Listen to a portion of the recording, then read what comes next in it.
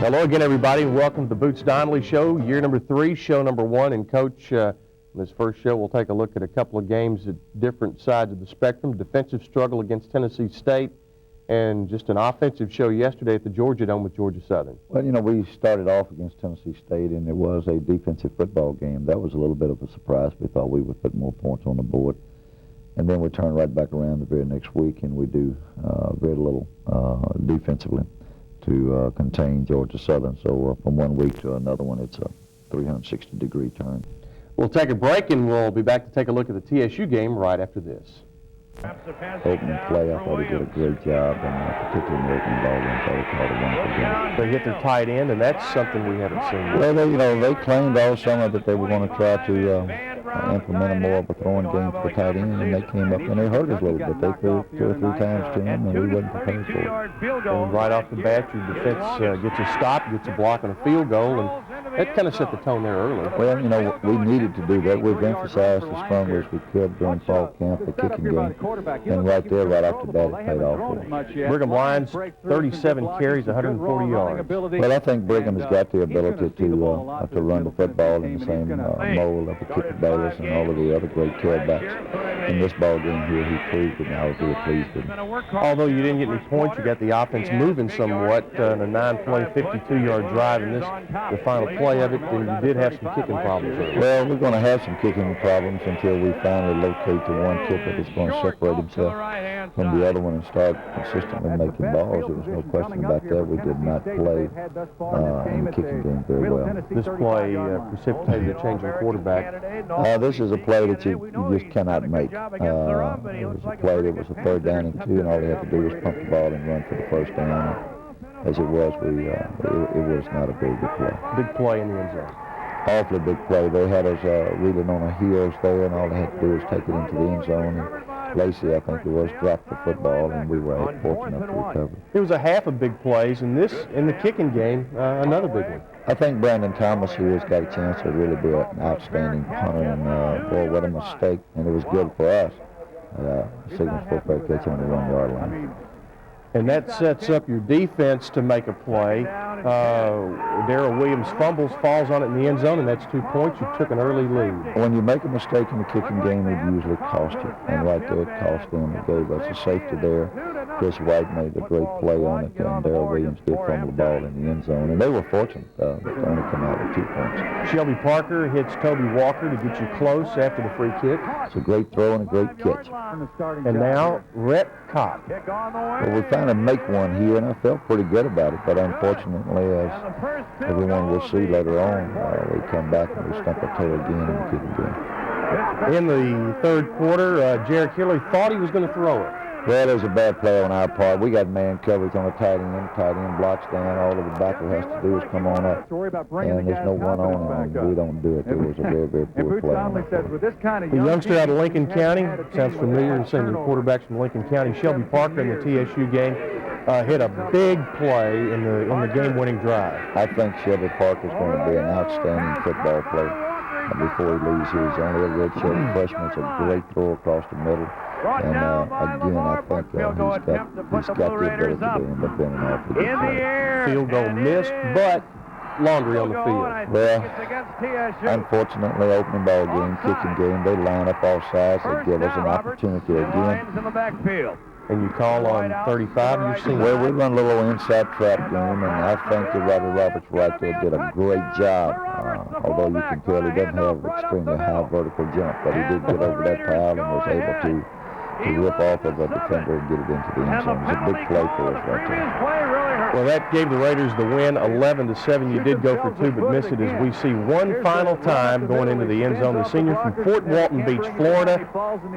That is Robbie Robertson. Coach, you had to feel good when this thing was on. There's no question about it. I was surprised at the low score of the football game. But then again, anytime you come out with a win in a football game, this quality football team, Tennessee State has a good team. There's no question about that. We were satisfied with it. And one thing you also liked is the wall-to-wall people there. Well, it was the first time in the history of the school that we set a record of 17,000 some odd people. And it is always good to play in front of that kind of a crowd. And that's what the players want. That's what the players play for. It's a center stage deal, and as long as you got that type of excitement, then you got a chance to be pretty good. 11-7 the final score. Middle Tennessee wins over Tennessee State. We'll move into the Georgia Dome after we take this break. Georgia Southern at the Georgia Dome in Atlanta. And right off the bat, they got a good kick return on you to start things off, and you don't want to give them anything. No, you can't afford to give Georgia Southern anything as strong as they are offensively. Off the crazy option. We'd get off on a bad foot right away. We'd never support the pitch. Running the ball behind the quarterback, and that's what's so disappointing. Quarterback keeps, Robinson pitches it back 45-40, down to the 35, Dawson to the 30. A little halfback, Dawson, 16 yards on that carry. They come right back with the quarterback keeping Robinson. You cannot wait on Georgia Southern. You either have to send them out and go to the pitch, take the quarterback, take the dive, and be very, very patient, or they're going to hurt you sooner or later. And what about responsibility? Well, everybody has to have a responsibility. Number one, you got to stop the fullback. Two, you got to stop the quarterback, and you got to put him on the pitch. And we never got on the pitch all night. This is probably the first year that Georgia Southern has pitched the football against Middle Tennessee this many times, probably in years. They just never had the opportunity to pitch it against us. We'll see your offense on its first possession sputtering a little bit, but Georgia Southern's defense had something to do with it. Brigham Lions getting 3 straight calls on your first possession. Well, Georgia Southern a little bit different defensive football team than Tennessee State. They move, they're strong, they're very, very agile, and they come after you. And we did not get off on a good foot there on our first possession. And Brandon Thomas, once again, 47 yards on that punt, and right back to it, here's Holmes. Their running backs, their fullback, their quarterback are very physical people. They're tough people. They run through blockers. And if you catch them, if you don't put hats on them, if you don't drive them back, keep your legs moving, then they're just going to walk it down the field. That's the fullback, Holmes up the middle. Robinson, the quarterback, will keep going, and Trent Young will drop him for a 2-yard loss. Chip, when we play, our front four people are pretty good players. Here's a Utah pass for a touchdown. Well, it's a shuffle pass, absolutely awful the way we played it on the backside. We got the shoot angles coming. We never saw the ball. For a young football team, but you keep using the word youth, then you always making excuses. They were absolutely 3rd down and long, no excuse for that. We'll skip a couple possessions. This is probably your best possession of the half, even though you do get a field goal at the end of it. But it's once again Brigham Lions and Shelby Parker mixing things up early. And we're going to have to continue to improve offensively. I felt going in that we're going to be decent up front offensively if we stay healthy. And right now we're not coming off the football. We're not opening up any creases, and Brigham Lions is going to have to take the ball north and south. That's Brigham Lions. There's Brigham on a little swing pass, and at one point during the game, and I think it was on this drive, he came out of the game and was reminded to go north. Well, he relies a great deal on his athletic ability, and sometimes you got to take it down through the creases because people on the defense side of the ball, they also run exceptionally well. And Rhett Top, of course, Rhett in Atlanta, and frankly, my dear, it's in there. But I was really pleased. I was really pleased to see the young man kick the ball. He is from Georgia. We have been struggling in the kicking game, and for him to step in there and end the ball as a true freshman and knock it through, I think it's going to be good for him. The quarterback, 7, Bostic, is the guy we saw in 1992 in Statesboro. Here he hits a big pass for the touchdown. That's what the bone will do to you. It'll make you keep on coming up and playing the pitch, playing the fullback, quarterback, and all of a sudden you come up one-on-one. And they executed exceptionally well, and they're not a good throwing football team. They're throwing into double coverage here. Yeah, it's one of the few plays that Shelby It's not a bad play. He just missed the receiver. The receiver is under the post, and he should have been a little bit shorter. And they got an unbelievable bounce on it. Well, first half, everything went well for Georgia Southern. Here's the reverse. We have people that's assigned to the reverse on the backside that wasn't even close to being there. At the 10-yard line. And Georgia Southern picks up 44 yards. They give it on the pitch the other way to Warthen, who's their other halfback. Running to the left side. They've got a quarterback, fullback, and two halfbacks that can run the football, and they're very physical and very tough people. But we don't contest them here at all. We sit back, we wait, we're on our heels. They got us rocking. You got to attack these people. Another interception, the second of the first half, and that one, once again, tipped Drill. Bounced right off our tight end shoulder. But you got to give Georgia Southern credit. Now, they're coming to the front point of the ball all the time, and they're going to get those tips. And Georgia Southern, not necessarily a good throwing team, although they did have a couple of touchdown passes yesterday. They scored after Bostic took it up the middle for the touchdown. Here, a weird play. The kick bounces off. Well, you line up there scribbing it because at the end of the game, I think it's about 7 seconds to go. And we line up and we front the ball, and he tries to scrib it down through there and hit our center. First time I've ever seen this work live. Well, it seems to always be a play that everybody has. We mess this up. It's not as much the defensive football team's fault as it was the coaching staff's fault. We should have had more defense at that time, but we didn't. That's not their fault. That's ours. And as you went to the half, it was 34-3, and and there's a 5-minute span in the second quarter where, I mean, we've seen it happen to other folks. We've made it happen to other folks. That's the first time I've seen so much go bad in such a short period of time with you. In all the years that I've been coaching, I've never been involved in 15 minutes of football that was as poorly executed, poorly played as we played. And for every break to go the way of the opposing team. That's something that, but if you stay in the business long enough, you're going to see a lot of weird stuff in this game.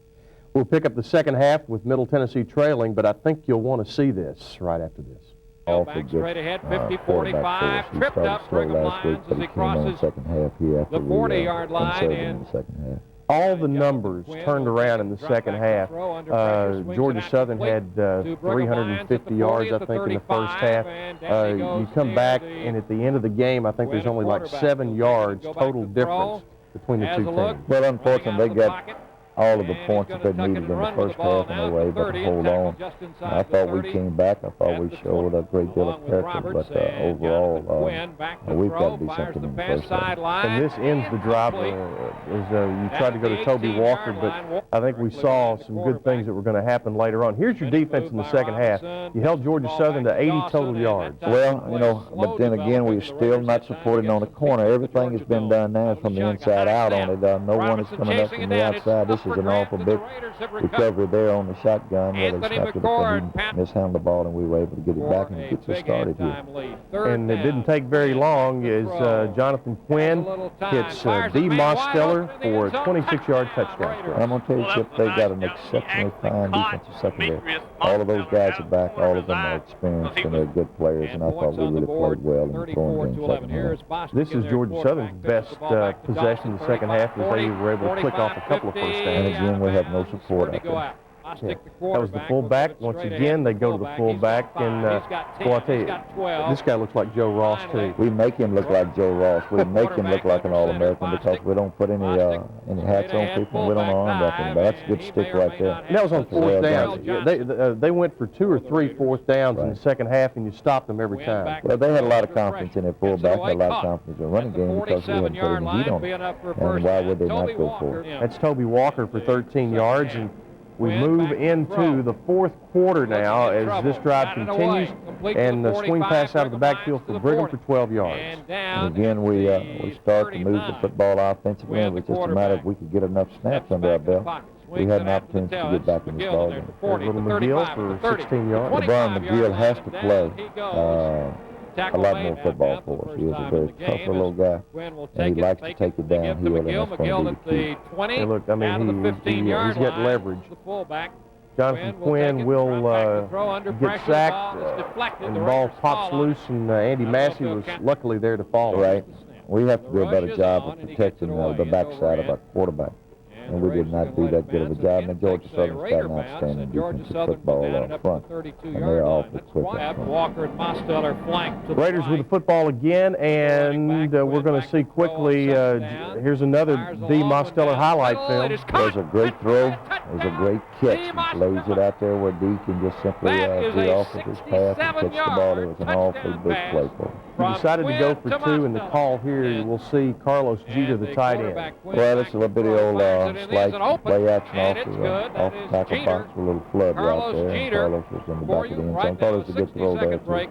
Here's Georgia Southern on the kickoff, and this is one you didn't, when they had to, they kind of put some pressure back on you with this big kickoff. Well, it's very poor kick, but we gave it to them in great field position. We do not cover the lanes as well, and Georgia Southern knew that they needed to get the ball back out in the great field position. Came down to a fourth down, we stopped them again. We stopped them again, but if you noticed, Chip, it's all the 7 inside people, nothing's out on the perimeter. Toby Walker here for 19 yards and a good great kick, great effort. He could have kept his feet there. That could have been big. Quinn right here will hit a freshman, Matt Lowe. I thought Matt Lowe came on and caught 2 or 3 pressure plays for us and turns it up. He's going to be an awful good player. You want to see what D. Mosteller's made of? Jonathan Quinn's going to hit him for 42 yards, and he refuses to go down. Well, you know, I've always stated that I thought he was the best receiver in this conference. He makes catches, he makes tough catches, he blocks, he runs. He is highly competitive, and comes with I think we showed it left in the right game. Yeah, that made the score at that point 34-25. You kicked the extra point. You got the ball back again and a chance to do something. Well, we got all we want. You know, all we have to do is stay very, very smooth and don't make a mistake and be methodical on what we're doing and make the plays. And we bring it down. We have all the opportunities in the world to do that. Great catch here. Matt Lowe for 11 now. Toby Walker for 14 more. And we're going to go to the left side again. There's Lowe, good possession catch. He's going to be a good one too. And it comes down after you go on a draw play after a first down. You got really one shot left in the end zone, and I thought you had it. Well, you know, he tips it right at the end. Fires into the end zone.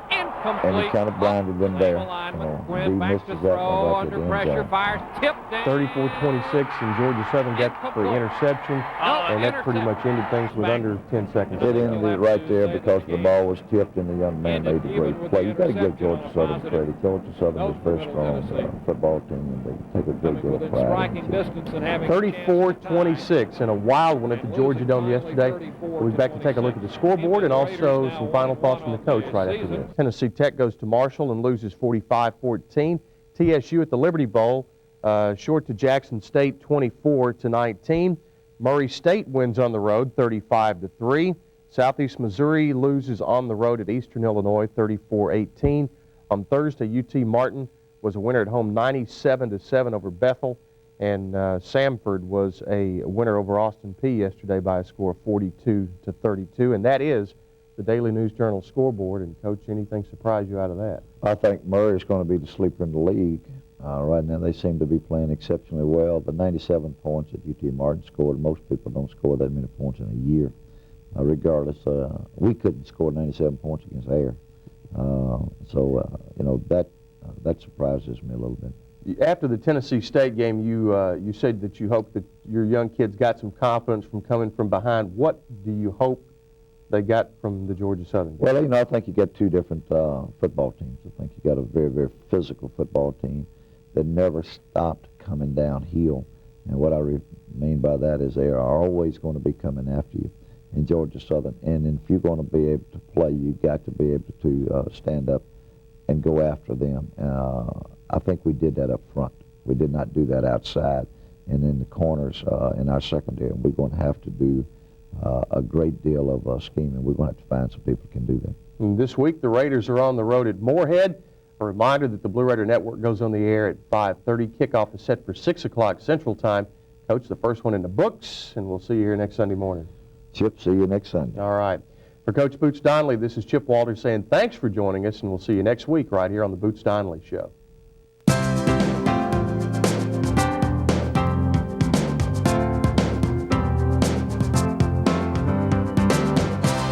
Pleased with the way we control the football, and we didn't have a great deal of turnovers in that type of condition.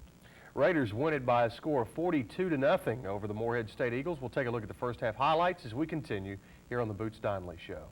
I cannot recall the last time we played at Morehead where it did not rain.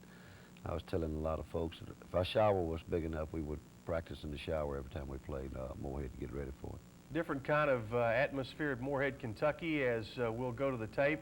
As you can see, it was a dark and stormy night almost, to use a phrase from a novel, but you kicked it off, and early on you got a good kick return from Brigham Lions. We have not been able to do a great deal on kickoff return in the first two ball games, and we tried to emphasize it a little bit before the game that we needed to get some field position here with the weather like it was, and I thought we got great field position. You started Jonathan Quinn in the game, and Morehead, they kind of wanted to set the tone early. Well, we don't pick up a guy that we're supposed to pick up. We blow it up front there with our right guard, and we take a sack there. We should not do that. We should throw the ball away. Those Brigham Lions with one of his 18 carries on the night. Then Brandon Thomas, he has become a real weapon for you. He has really kicked the ball well, and I think this is a great move here where we catch the ball before it goes into the end zone. You had a chance to pin them back. First couple of plays, it looks like you're going to do that. That's their fullback, Ravizzi. Then Pete Ruby, who scored a touchdown against you here on a little misdirection play. He'll get cracked for a little bit of yards. Then their quarterback, J.P. Blair, will get him out of the hole as he hits Davis for 10 yards and gets him moving a little bit. Well, we have him pinned back where he cannot do a great deal. All we have to do is stay in his face and make him throw over us, but unfortunately we step around him and he throws it out there. We've had some problems on 3rd and long. We've been allowing our opponents to convert those 3rd and long situations too many times. Good pursuit, and the Raiders stall out the Morehead drive, and that'll force give the Raiders back the football after a punt, and Brigham Lions back in there. And Coach, he had 117 yards on 18 carries. He ran the ball well. We started running the ball a little bit better. Second possession that we had it, I thought this was a shot early in the ball game. Had a great play here, but unfortunately we couldn't convert. And here's Brigham on a big run for 25. It's a good run here. It's good blocking for us. Brigham has the speed. He has the toughness to do that. He really gives second effort to get it very close to a touchdown. A couple more plays have you at the 1-yard line, and Brigham with the dive for his touchdown, and the Raiders go up 7-0. Took you 2 possessions, but you got on the board first. Got on the board, and I thought it was very important that we get on the board early against Morehead. You know, they had won their first ball game in 16 tries, and I thought it was awfully important that we take some of the sting out of it. Big special teams play there as Troy Brown recovers the kick. We've had some problems with kickoff coverage. As it goes along in this game, we have some problems again with it, but that was a big play right there. Good play action, and Jonathan Quinn will hit Brian Kidd, your tight end, to get you set up for a touchdown. Right, and you can tell how slippery the field is there. He couldn't get his footing under him again, and he slips and falls down. Beats the soft corner. He can run it to the corner right there. If you don't contain him, he'll beat you every time. Rhett Kopp gaining some confidence every time he kicks the ball. Well, a young man needs to keep on kicking, and he needs to keep on getting consistent at his kicking, but I think you'll eventually see him get there. Anthony McCord will get the fumble, and your defense made some things happen, and that set you up quickly. And watch this great catch and throw by Quinn and Toby Walker. It is one super catch right there now. That is as big time of a catch as you can get. Really pleased the way Toby laid out and caught that football. And there's Jonathan Quinn's first rushing touchdown as a Raider. We ran a little option game here, a little power option game, and he was able to slip it in with Robbie Roberts leading the way. 21-0 early in the second quarter, and here's something we haven't done in a while. We're very fortunate here. We wanted to go after a punt because of the weather conditions. It makes it awful tough on a punter. Not only that, to punt it, but to just simply catch the ball. And we were fortunate to get our hands on it. And Antonio Smith got the block. There's Brian McGill. He gets you down close to the 11-yard line. And we'll see Shelby Parker. He threw 2 passes on the night. That one, great catch by D. Mostello. There's a great fade in the corner of the end zone by D. It's the only one that we threw to him due to the weather conditions, as everyone can see here, going into the locker room at the half. Sooner or later, I thought it was going to quit, but it got worse the third quarter. And we'll see a little bit of that in a moment. But up 28-0 at the half. What were your thoughts going in there? Well, if we had gotten 28 in the first half, we felt that Morehead could get 28 on us in the second half. So we emphasized that we needed to play 30 more minutes of football and try to play it as well as we could possibly play it. And we were fortunate enough when we came out of the second half that the rain was so bad But then again, if you'll see early in the second, when we kick it off, they get great field position. And they come close to changing it on us a little bit quickly in the third quarter, which is not real pleasing right now. So we have a lot of things we have to get done. It is 28-0 at the half, Middle Tennessee over Morehead State. We'll take a break and a special conversation with MTSU President Dr. James Walker right after this. Of this year, when the press conference was held and the timetable was set up, is probably circled in on a calendar somewhere, and it's a day you'll remember for a long time. Well, you're right, Chip. It's certainly a date that we will all remember. I think it's a great day for MTSU. It's a great day for MTSU athletics, for all of our alumni, supporters, fans, faculty, staff, and students. What it really means for the future of this university and the future of athletics. Something we've been working on for about 4.5 years, working with a lot of people to make it happen, yourself included. And I think we were all just very elated that all the hurdles we had to go through and all the things that had to happen prior to getting to that August 29th announcement, that we were able to make that announcement, and we feel very good about that, and we feel very good about the future where the athletic program, specifically football, is going. Those of us who look forward to that date when it's all going to happen, stadium in place, 1A schedule completed, but there are a lot of reasons why to do this, and it's not necessarily all just because we've had good tradition in football. It's because of the university community and the entire mid-state community. That's you're correct again. I should say in terms of that point, we looked at the football program, certainly in the history of the football program, and certainly that was something that we took into consideration. But the main factor I think that was driving the move to 1A football was, number one, all of our other athletic programs that we have are already at 1A, and we wanted to make sure that football would keep pace with the others. And also we were looking at the advancement and the changes and everything else that's happening with the university. Our enrollment growth, almost 17,500 this year, the expansion and growth in graduate programs and undergraduate programs, the growth of the faculty, the new buildings on campus, everything that's taken place in terms of moving this university forward and moving in a very positive manner into the next century. And we wanted to make sure that we did not neglect anything, just as we have not neglected the academic areas. We're putting forth a full movement to get a new library, all of that. We want to bring the entire university along at a pace where we know that it can advance and where it can move, and we wanted to make sure that the athletic program was keeping pace with everything else. And I think that was the real decision behind moving to 1A football, to make sure that it was keeping up with the rest of the university. I've heard you make a statement before that athletics is the front porch of the house. And if people like what they see on the outside, they'll want to come in and see what our academic programs are about. Is that something you feel really strong about, and how does that relate to this move to 1A football?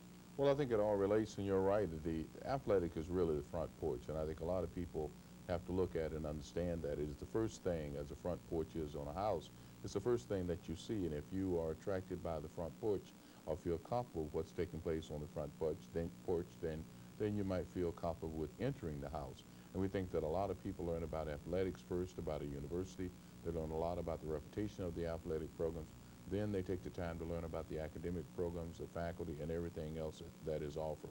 And we know that the history of the athletic program, the football programs at MTSU, has done tremendously well.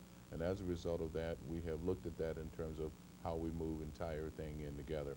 And I think it really has been a complement of athletics and the rest of the university in terms of what we're doing. And people know us for our athletic programs, and now they know us for our academic program. They know us for our faculty. They know us for our various centers, our chairs of excellence, and everything that go on to make up a university are the things that MTSU is known for today, including 1A football. You've also said that a university of this size and this diversity deserves this. What do you mean? And, well, you look at a university in terms of growth and development and where it's going, and you think about what is it that we want to offer our constituents, what do we want to offer our faculty, our staff, our students, our alumni, and people within the community. And when you get to a certain size or to a certain caliber and you're participating in a certain arena, then we feel that that is what our people deserve, and that is what they want, and that is what we are capable of producing. And it's all about, what we're about is being a part of a university. You know, being in university is more than just changing your name from college to university. Being in university is a certain attitude. Being in university means offering a certain types of programs. It means doing certain types of things. It means recruiting quality faculty, bringing in quality students, highly advanced students in terms of their academic ability. All of those things in research and service and teaching that make up a university, all of that are the things that we feel are the kinds of things that we need to be doing to continue to move MTSU forward. And again, athletic plays a very strong and a very integral part of all that. And every one of those little pieces fit together to make up what we call MTSU University. Well, Dr. Walker, not only as the host of this program, but as an alum and a fan, we're glad that the right man at the right time came along, and that would be yourself, and we appreciate you for taking time today with us. Well, that's very kind of you to say that. I'm not sure whether I'm the right man at the right time, the right place, but there are, as you know, some great people here to work with at the university. We have excellent students. We have excellent people in the community, alumni across the country, all the people here, and it's just great to have the opportunity to work with and to be with those people and doing everything that we can do to continue to move the university forward and provide quality education for our students and provide the other kinds of activities in terms of athletics and other things that we feel they so rightfully want and deserve. All right, we appreciate it, Doc. Dr. James Walker joining us today. We'll take a break, and we'll have more with Coach Donnelly right after this. With Dr. Walker, and it's really refreshing and exciting to have a guy in his position really pulling for not only the athletic department, but the entire university and wanting to make it the best. I've never been around a president that emphasizes as strongly as he does being first class in quality in every department, in every university setting. Athletically, he is really the guy that has promoted Division I-A football as strongly as he possibly, and has actually sold it to everyone, and I'm very pleased with that. Well, we do thank Dr. Walker for taking the time that he did with us last week in his office to be part of our program this week. We'll move on to the second half, and Coach, as you said, it just got worse as far as the weather was concerned. The Kentucky rain just kept coming down in Moorhead, and we'll see right off the bat, as you also mentioned, that Moorhead was able to get good field position on the kickoff. Well, what we were concerned about coming out of the locker room, who in the world wants to come out after you're soaking wet and you're leading the game, and all of a sudden we come right out and we give them great field position. We get a call on the sidelines there for a late lick and gives them better field position, and they start moving the football on us. They do end up with, they move it down the field, but they end up with a fourth down at your 30-yard line, and they throw an incomplete pass, and your defense held, and you only give up 150 total yards on the night. Well, we played pretty well from top to bottom, considering the weather conditions and everything else. But overall, we've got a long way to go, Chip, but we've got to get some things straightened out because we are starting to get into the meat of the schedule now. You brought Jonathan Quinn back early in the second half, and a couple of incompletions over the middle stalled your second possession of the second half, and once again Brandon Thomas will put it down inside the 10-yard line at the 7 and pin them back. To kick a ball as well as he did in this type conditions is amazing. I thought the young man really, I thought we snapped it well. I thought everything good that was good about the punt game there was what we needed. They changed quarterbacks and brought in height. They did, and the young man can run, and he started to run a little bit of the option game, and they don't run a great deal of the option, and he tries to run a little quarterback draw and this and that, but we were able to snuff that out and recover the fumble. Anthony Hicks knocked it loose. McCord came up with it. Now Brigham Lions picks up 29 on the run. You know, Brigham gives great second effort here, particularly again with the footing as slick as that it is on that turf right there. He continues to run and run well. And how about this guy? Well, McGill is a type guy that you enjoy watching play. He needs the ball in his hand a little bit more often than perhaps he's getting it, but we're going to continue to do that. There's Carlos Jeter with the touchdown and the extra point coming from Mark Sadler to give the Raiders a 35-0 lead, and that coming about midway through the third quarter, and the Raiders a commanding lead, and we're seeing a lot of different players on both sides of the ball, and I would imagine you played just about everybody you took with you. Played everybody except the ones that we're planning on hopefully being able to redshirt as long as disaster doesn't take place at a certain position. First play of the fourth quarter, Antonio Smith with the interception. Now, once again, some of those names you don't see a lot of. There's Reggie Parks, the fullback, for 11 yards, and now 3 plays in a row here. You're going to see a young man named Tommy Kreiner. Well, Tommy came out of Bakersfield, California. He's a junior college transfer. Originally a tailback, was a junior college All-American tailback, matter of fact, and we'd converted him to fullback. And we kicked him back a little bit here at tailback so we can have dual purpose out of him. Well, the Raiders drive stalls, no points on this drive, but we wanted you to get a chance to see what Tommy Kreiner did. He ended up the night with 89 yards on 18 carries in the game at Morehead State.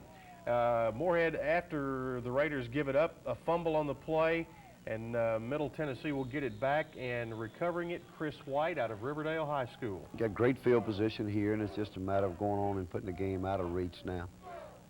Unfortunately, I believe it's just a drive to where you get it down on the 1 or the 2, and then we leave it on the ground ourselves. Yes, it is. LeBrian McGill to the left, now LeBrian McGill to the right, this time 18 yards as he picks up the first down. And once again, interchanging players. We'll see Tommy Kreiner come in at fullback, and he'll move you down a little bit closer with a 5-yard run. Thought he had a chance to score right here. I thought he was going to really lower his head and get it on into the end zone, but they're still continuing to fight like crazy, and that's what I admire about Morehead. And this guy makes a heck of a play to stop McGill. Heck of a play right there. I thought he was in the corner, and he made a great play.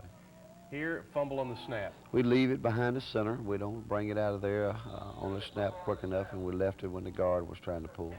Still one more big play left to be made, but first a run up the middle, and then a young man who is known by his teammates as Prime Time, that being Troy Brown. We'll see he gets the interception and the touchdown. Well, Prime Time is over. With the NCAA rules and all like they are now, there's no celebrating anything else, so he's going to have to change his name. The Raiders win it by a score of 42-0, and the two teams swapping pleasantries after the game. And you know, once again, you mentioned once again this Morehead Ball Club impressed you with the way that they fight. I think Matt Ballard and his staff, they do a great job with those players. They got a tremendous amount of enthusiasm. They don't quit. They continue to fight you all the way to the end. They did it last year down here when the game got out of line. They continued to do it up there, and they got a lot of class about them. 42-0, the final score. Middle Tennessee gets the win over Morehead State on a rainy night in Kentucky. We'll take a the Daily News Journal. To subscribe, call 893-5860. As you can see, Middle Tennessee a winner over Morehead State by a score of 42-0. Austin Peay wins at home over Western Kentucky 38-34. Samford at home beats Tennessee Tech 27-24. They had a lightning delay in that game.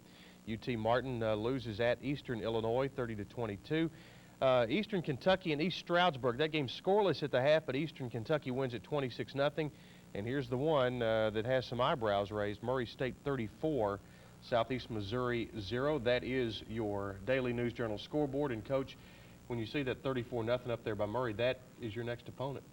I think they're probably the football team that's playing the best right now in the conference. And I don't know what some of the teams down the line in our schedule is doing.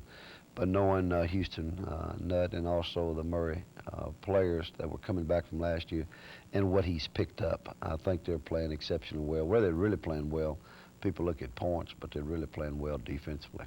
Well, game time at 6:30. Thanks for joining us this week, Coach, and we'll see you again for another one next Sunday. Let's hope it's dry. All right, that'll do it for tonight, and we'll see you next week right here on the Boots Donnelly Show.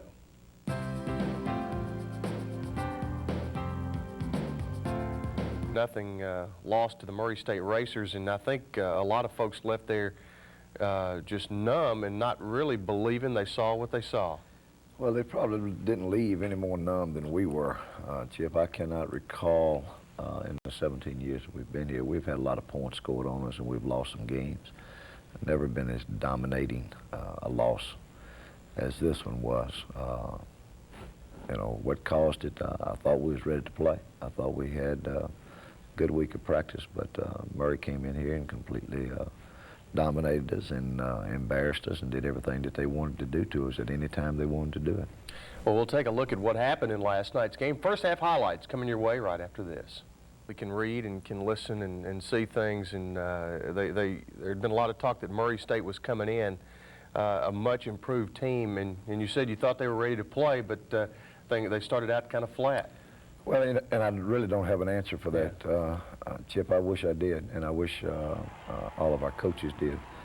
I felt that we were ready to play, but we obviously were not, or else Murray is that much better than we are, and I don't think that's the case. Well, you said last night you know talent and you can judge talent, and we saw some last night from Murray, and it's nothing any different than what we've seen on our side. Well, you know, when I'm speaking of talent, I also know our limitations. And if we don't play to the ultimate every snap, then we're limited in certain areas because of inexperience and youth. But I think Murray came in here to make a statement that they wanted to prove that they could win at Middle Tennessee, and they came in here and they did it.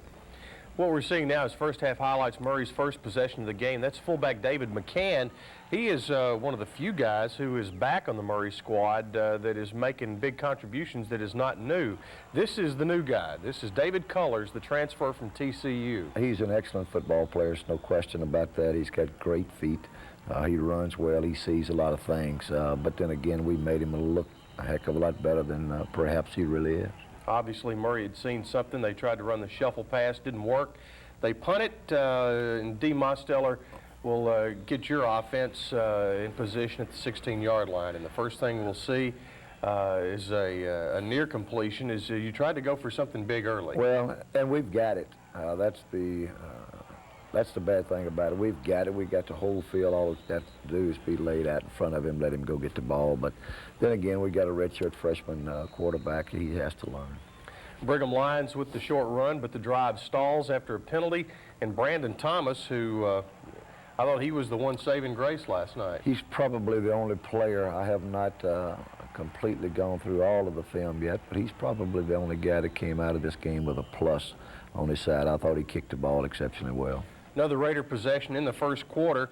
At this point, still no score in the football game. Brigham Lions tried to kick it outside, and this is a representation of Murray's lateral speed. Well, they've got some movement. They got great lateral movement, but they also are very forceful inside, and they keep you where you have to bounce things from here to there, wherever it may be, but we cannot continue to be dominated like this. Shelby Parker sacked and a fumble. Murray State takes over, and it does not take them long.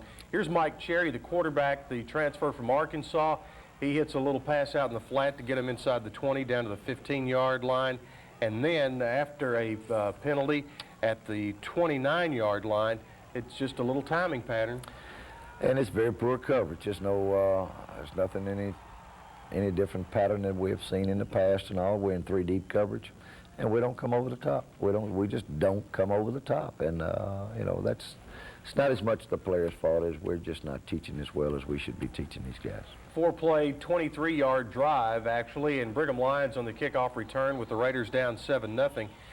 This drive, after Shelby Parker was intercepted on this play, will give Murray State another opportunity. We got to come back to the ball. Great play by the Murray kid. Great defensive play, but then again, we have to come back to the football. And he cannot zero his eyes in on one receiver. He has to look them off, and he has to deliver the ball on time. There's Cullors. He gets it down close, and this is one of the few mistakes Cherry made all night as Darrell Love intercepts. It's a good interception for us. It's a big play for us. We're down 7-0, and they're knocking on our door again, and we were fortunate enough to get the turnover right there, but we do nothing with it. After a Brandon Thomas punt, here is Murray State again, and that is David McCann, and he still runs as hard as he did before. He's a good football player, there's no question about that. His football coach made a statement that he's the best fullback in the league, and perhaps he is, I don't know, but he's a very tough runner. There's their backup fullback, or their tight end, actually, Stevens. And here, McCann, rather, up the middle for an 8-yard gain. And then we're going to see Cullors cap off the drive with 2 runs there for 7 and here for 8 more. You know, if he had to leave TCU for lack of playing time, no wonder the Horned Frogs are pretty good. But anybody can run, Chip, when you dominate up front, the way they're dominating our defense. They're just washing us completely back. We're giving them no resistance whatsoever. And, you know, let's face it, you know, he is a fine running back, and he picks holes well, and he slips through things. But, gosh, we could run behind that line. After a Raider 3 and out, Murray State got the football back again. Here is Cullors ripping off another 16-yard gain and giving the Murray State Racers another first down. We'll see McCann up the middle. They showed the straight T some last night on 3rd down plays. 3rd down, they like to give it to their fullback, and they like to have the other 2 big backs block for him. Very seldom do they give it to anybody else, unless Colors is in the ball game as one of the straight T backs, and they're going to give it to him. He's not in there to block. Colors this time goes the right side for 4 yards. Jeff Dunner makes the play. He ended up being injured a little bit in the game. And there, Chris Dill connects on the 29-yard field goal, and it's 17-0, and you took it to the house at that point. We were very fortunate to only be down 17 points, and I wanted to get into the house and see if we could not get our players regrouped and ready to go for the second half, and unfortunately we came right back out and played as tentative and as soft in the second half as we did in the first half. They kept their composure, they kept their intensity, and they just kept pounding it on us. We'll see the second half highlights in just a few moments, but we'll take a break, and coming up next, a very special feature package and on some very special young kids here in town. We'll be right back right after this. Well, the youngsters from the Murfreesboro City school system were honored for their participation in the MTSU and ESP's Reading Raiders program. Pat Guide takes an inside look at the Reading Raiders. I can still remember the first time I learned how to read. It was in the first grade. One of my assignments as a young adventurous student was to recite the Pledge of Allegiance on the chalkboard. For me, that was a gratifying experience because I knew how to read. Unfortunately, for many Americans, they can't experience that excitement because they're illiterate. One of the key elements in a young child's educational future is learning how to read. And educators say that parents and teachers should start those children at a very young age. The MTSU football team and the Blue Raider Athletic Department have created a program called the Reading Raiders to help kids learn how to read. And for the past couple of years, that program has been very successful. One of these kids will one day grow up and be a lawyer on Wall Street, or maybe a doctor who will someday discover a cure for cancer. These may seem like lofty dreams, but one of the key elements to making those dreams come true is teaching the next generation that reading skills are important to their future successes. In a society today when parents and school teachers have to compete with the television, Nintendo games, and the internet for children's time, trying to get them to read just one book can seem like an impossible task. But there is help. For the last several years now, MTSU football players and other Blue Raider athletes donated their time to assist community educators and parents in a program called Reading Raiders. The Reading Raiders program completed another successful year by gaining respect locally and across the country. The summer 1995 session notched a record number of participants, 782 at the 7 extended school program sites across Murfreesboro. Blue Raider Athletic Association President Wayne Rollins feels that the program not only benefits the children, but the student athletes as well. Well, we just hope to continue. The level of success that we've had now has been great, and it's just a great opportunity for the Blue Raider Athletic Association, and more importantly, our athletes, to communicate how important academics are, and we hope to continue, and we hope that it will continue to grow. Founder of the Reading Raiders program, Larry Count, says the program was started to motivate youngsters to read. We felt like if we could use our student athletes to motivate children at a very young age to improve their reading habits, then maybe the program would have a chance to succeed. Even though the Reading Raiders program has been a success the last couple of years, the coaches, athletes, and teachers can't do it by themselves. The staff of the ESP program does a tremendous job of working with us. As a matter of fact, without the ESP staff, Reading Raiders would be very difficult at best to administer. They do a tremendous job. They help motivate the kids on their end, and then we bring our student athletes in as a motivation and an instructional tool. And obviously we ask the parents of all the children to cooperate and help support and encourage their children to read. We've had a lot of positive feedback from parents that say that oftentimes in the past their children would go to a grocery store, and first thing they do is go to the toy counter and look at the toys. Now they go to the same grocery store and they run to the reading or the book shelf and look at the books. So yeah, we think we've had a positive impact, and the Reading Raiders program is asked for not only by ESP, but we're getting other calls from county schools. We're getting calls from outside the state, from around the country, that have been made aware of the program, and they're asking how we put it on and how it's administered, and the fact that they want to put their own Reading Raiders or Reading Tigers or whatever it might be together. We feel proud of that, because obviously everybody is very encouraged by the success of this program. So, the next time you're thinking about your child's future, think about giving them a gift for a lifetime. Give them a book. because when a child opens a book, he or she opens their imagination. I'm Pat Guy for the Boots Donnelly Show. Appreciate that report, Pat. And Coach, it is important for the people on your football team and all our student athletes to get out in the community, and especially with the elementary school age kids, because they just think the world of them. Sure, you know, all young kids look up to athletes, and if you're going to receive, you have to be able to give a great deal, and the responsibility lies on the athletes and the coaches and all to give as much back to the young person as he possibly can. Not only does it make you feel good as an athlete, it also makes those young people look up to you a little bit more, and it's just basically, it's good for everybody, Chip, and the more we can get involved in it, the better off we're going to be. Well, last night there were over 700, nearly 800 of those students at the football game between the Raiders and Murray State. We'll take a break and be back to take a look at the second half right after this. When you're looking for an evening's entertainment. As we get ready to start the third quarter, and Coach, you said you were lucky to be in that position. Oh, I didn't think there's any question about how fortunate we were to only be down 17. We make the interception right when we were down 7 on our goal line. We receive a gift of a fumble to keep us from only being down 17 points, and we get the ball the second half, so I really thought we would come back and do something with it. Well, we'll go to the second half highlights in just a moment as the Raiders and Murray State continue play. The officials with their huddle on the big helmet, and you won the toss and elected to defer, and you'll get the second half kickoff, and we'll see Murray State kick it out of bounds, so you'll take over at the 35, and immediately you went to the air with Jonathan Quinn. Well, you know, we were determined we were going to throw the football even going into the ball game, and as it worked out, we weren't able to protect it. We weren't able to throw it. We did not do anything well during the ball game.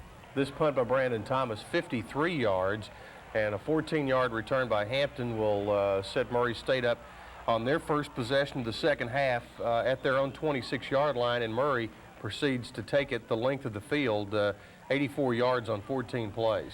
Being down 17-0, they set the tone the second half where they controlled the football, particularly the first 5 minutes of it. Took the clock, took everything away from us, and proved to us that they were there for the whole second half, that they had not had a letdown at the half from being up 17-0. Very poor coverage, very poor tackling. It was just a poor night. Your impressions of Mike Cherry, their quarterback? You know, I think the young man has some talent. I think the young man has a good football team in front of him. Gives him some time to sit back and throw. He's a pretty good quarterback. There, Nathaniel Claybrook's a pretty good linebacker, comes in and gets Cherry for a 10-yard loss.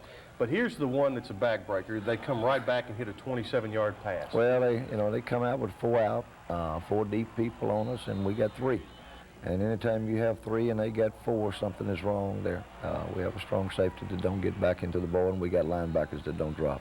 That happened on a 3rd and 20. Their colors for 12, colors now for 10 more, and that puts them in business 1st and goal at the 7, and it will be colors again down close before they give it to their fullback McCann out of that straight T formation. Chip, if you don't take people on, if you don't play aggressively on both sides of the ball, particularly up front, you do not have a chance to win. You do not have a chance to slow people down. And we're back on our heels. We're catching people. We are not a very aggressive football team at this stage. 24-0, and your football team gets it back. They run those 8 guys up close to the line. Did that, I mean, was that, it looks like you should be able to throw there a little bit. Well, we should be able to throw. We should be able to get some creases, and we should be able to do a lot of things. But unfortunately, if you're not prepared, and we did not prepare our football team very well, and that's my fault. That's not the players. Again, I go back and make the statement that I know what our limitations are. We just did not give them a good scheme, and we did not motivate them very well. Here's Jonathan Quinn, the transfer from Tulane University. He looks for Brian Kidd, can't find him, and that forces Brandon Thomas into the game once again. And this is the one real breakdown you had on the kicking game. Well, he did not catch this ball very well off of his foot, and here again we do not contest anything in the lanes. We run out of our lanes and all, and the young man brings it back for a touchdown. Again, I cannot recall the last time we've had a punt brought back on us for a touchdown. I don't know what year it would have been or anything else. The whole night went this way. Kicking game was poor, offense was poor, defense was poor, but that's our fault.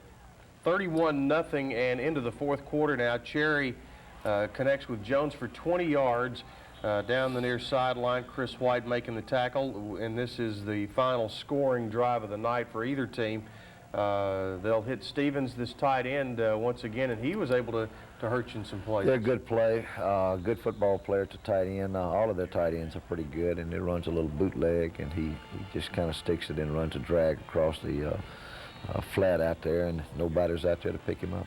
This is Scarborough, 27, the backup tailback. He picked up 4, then 3, and set him up for a field goal. And Chris Dill, it seems like there's been a Dill kicking at Murray for the last 10 years, and he makes it 34-0, which is the final score. And all that was left to do after that was the pleasantries after the game. And back to Dill, their kicker, he gives them a few options there, and really Houston Nutt has to be confident in his kicking game with a guy like Dill. Houston has to really be excited about this football team. He's 4-0 right now. They're playing with a great deal of enthusiasm. He's got some talent. There's no question about that. And the Dill kid is an excellent kicker. He got himself injured last year, midway through the year, but he's come back. They're very strong in the kicking game, very strong defensively and very good offensively. So the final score is Murray State 34 and Middle Tennessee 0. In case you were wondering, when was the last time that happened to the Raiders on their home turf? The last home shutout was 1978 when East Tennessee came in and beat the Raiders at Jones Field. We'll take a break and be back to look at the scoreboard and have some final comments from Coach Donnelly right after this. 893-5860 as we check the scoreboard. Of course, at Jones Field last night, Murray State was a winner over Middle Tennessee 34-0. Tennessee State and Florida A&M played a game at the Citrus Bowl in Orlando, Florida, and the FAMU Rattlers a winner over TSU by a score of 24-7. In Clarksville, Southeast Missouri got their first win of the year in the conference as they defeated the Governors by a score of 38-23. Eastern Kentucky, a big road game yesterday in Cookeville as they took on Tennessee Tech and came away with a win, a score of 21-3. And UT Martin against Morehead State last night up in the mountains, and Martin just an offensive juggernaut, putting 49 more on the board to follow up their 97-point effort from a couple of weeks ago. And that is the Daily News Journal scoreboard. Once again, to subscribe, call 893-5860. Final minute, Coach, in next week, University of Alabama at Birmingham. Watson Brown's team comes in. They're on their way to Division 1A, just like the Raider program. I think this is kind of a measuring stick game, or at least a lot of people will look at it that way, for both clubs. You know, maybe some people will look at it that way. It doesn't make any difference who we play, whether it's UAB this coming week or who. Our problems, Chip, rest in our lap, not on who we're playing or anything else this coming week. We gotta start coaching a heck of a lot better. We've got to motivate our players better. We've got to put our players in a position and give them the desire to go out there and win. So this week, it's a good thing that we are playing, so we don't have to live with this defeat very long. We can get back to work, and we can start trying to get our players back up and ready to go again at home. It's also Salute to Veterans Night at Jones Field, and we'll hope you'll be with us. Kickoff is at 7 o'clock, and the Blue Raider Network goes on the air at 6:30. So for Coach Boots Donnelly, this is Chip Walter saying thanks for joining us, and we'll see you next week right here on the Boots Donnelly Show. What you said early in the week, you were not worried about UAB. You were worried about getting your team straightened out. How did that fare? Well, you know, I thought we came out well, Chip. It has not been a good week of practice.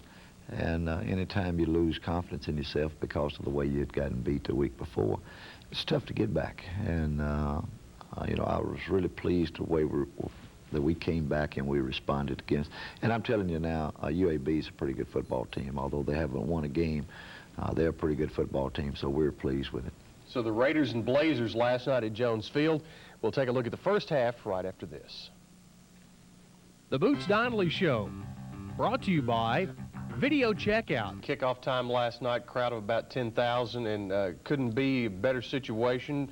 And then when it all got kicked off and going, as we go to the highlights, about as focused a group of players and focused a group of coaches that I've seen on our sideline in a while. Well, you know, I really felt good coming out of the locker room before the game. I did not know how we would respond all the way up through, truthfully, Friday night because of it, but I really felt good. I thought we were ready to give a great effort, and as it turned out, we did. Starting from the opening kickoff, we gave great effort. UAB won the toss and deferred. You got the football, and number 29 Brigham Lions got the football in 6 of his 130 on the night on the first carry. Well, we wanted to come out. We wanted to run sweep. We wanted to come back.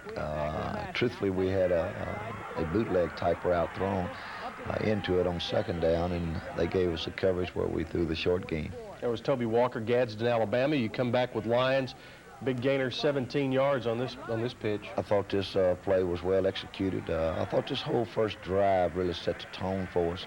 I was disappointed after this drive. We did not do anything for the next 2 or 3 plays, but it's a great run here by Brigham Lion and all for good blocking. So it's 2nd and 5 now at the 35-yard line, and Jonathan Quinn, who got the start and went the whole way, good pass and catch to D. Mosteller.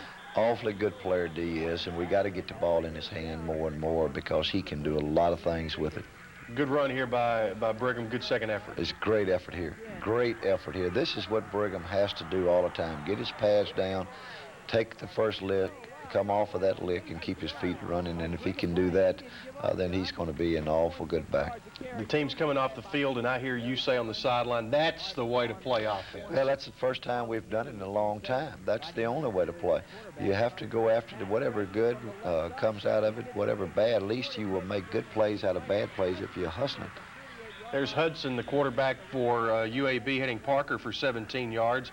Then their running back, this kid's pretty good, Collier. They've got good skilled people. I'm telling, I don't care who it is, they've got great wide receivers. Their quarterbacks are active, and their running backs are big, strong, and they can run pretty well. There's the tight end, Lee, for a 7-yard gain.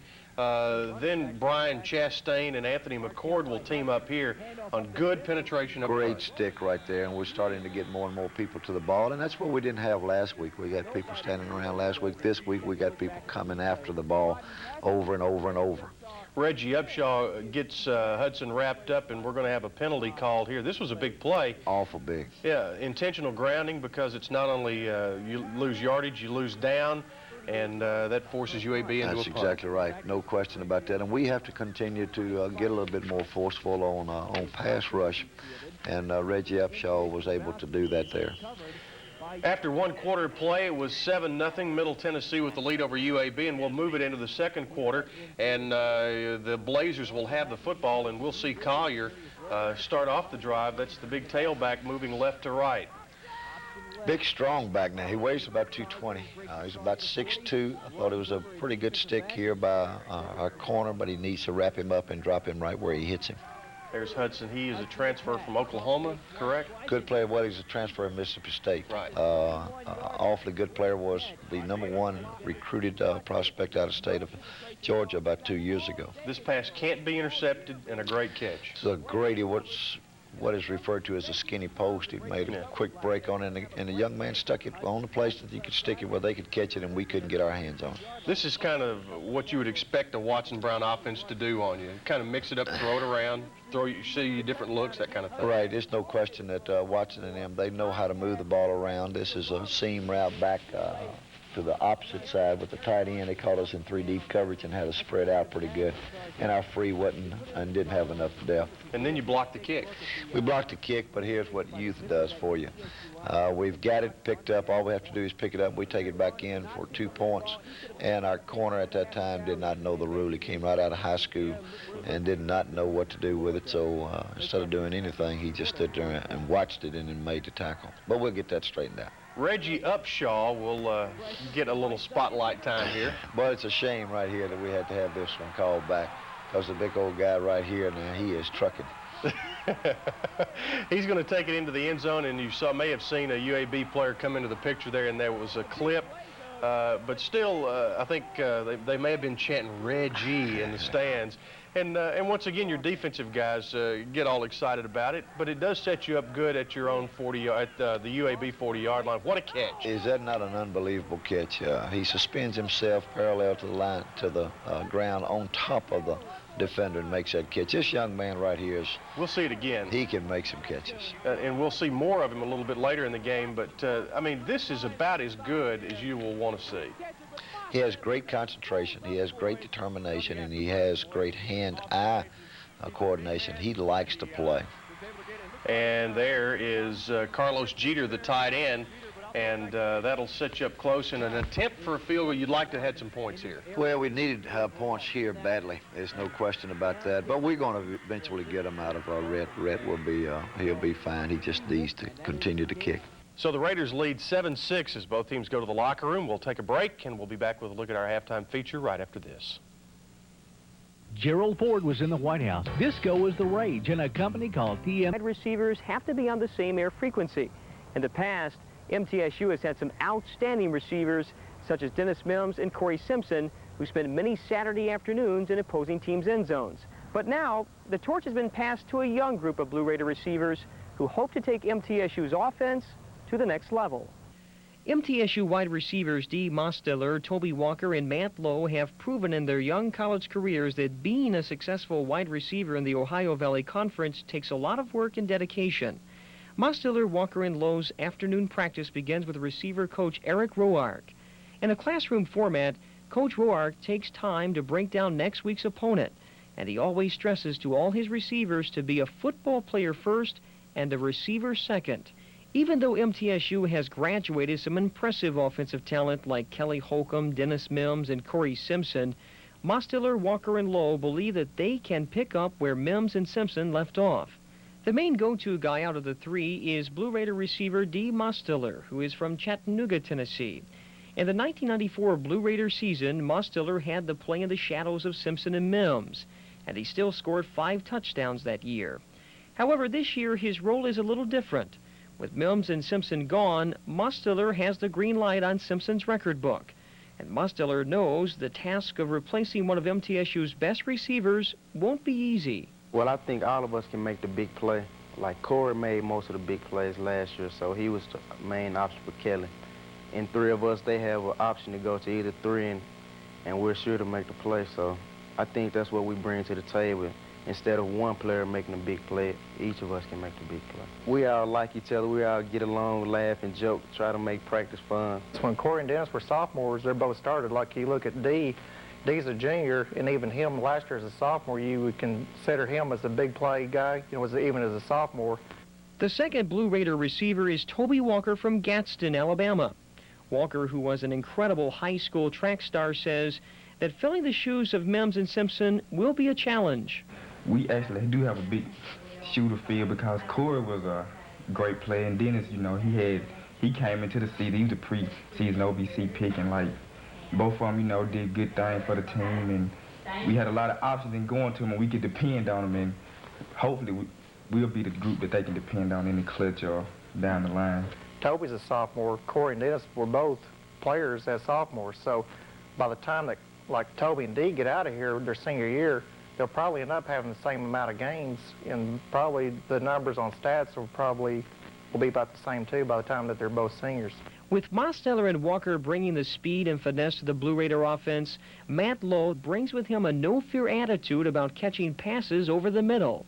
It never has been something that has bothered me going over the middle, but I guess I haven't really suffered that big hit yet to let me know that it's dangerous going across the middle. So this is my first year playing receiver, and I haven't ever really, studied receivers, for a long time, and so I really can't say I pattern myself after anyone. Even with Matt, you compare him with Dee, is that you make big plays, okay? He don't have the speed like a lot of people has, but what he does do is he does make big plays, okay? He understands football, and what I stress to my people is that you're not a wide receiver, you're a football player, okay? Football players got to catch balls, they got to run, they got to block. He does all those things for me, okay? He knows where people are at. He can get in the open, and he can find the football, and the ball's thrown to him in the air, it's his. He believes that himself, and I think he's just a football player playing wide receiver. Blue Raider receiving coach Roark says he's lucky to have a group of guys like Mostiller, Walker, and Lowe. My people just don't go out there and go catch balls. They got to do everything. They got to run, block, and tackle, just like I say, from the football players. we get 1 week, D may have more knockdowns than a Toby or a Matt, and they get mad about it. They come back the next week and try to outdo each other. It's a constant thing every week, and it's a constant competition. And all those guys, everybody that I have, they want to win that thing and have the most points and have the most knockdowns. So it's interesting, and it's turned out to be pretty effective. MTSU's 3 wide receivers have proven to the Blue Raider fans that they're devoted to playing their very best. And yes, Mims and Simpson are yesterday's glory, but tomorrow's success is Mosteller, Walker, and Lowe. I'm Pat Guy for the Boots Donnelly Show.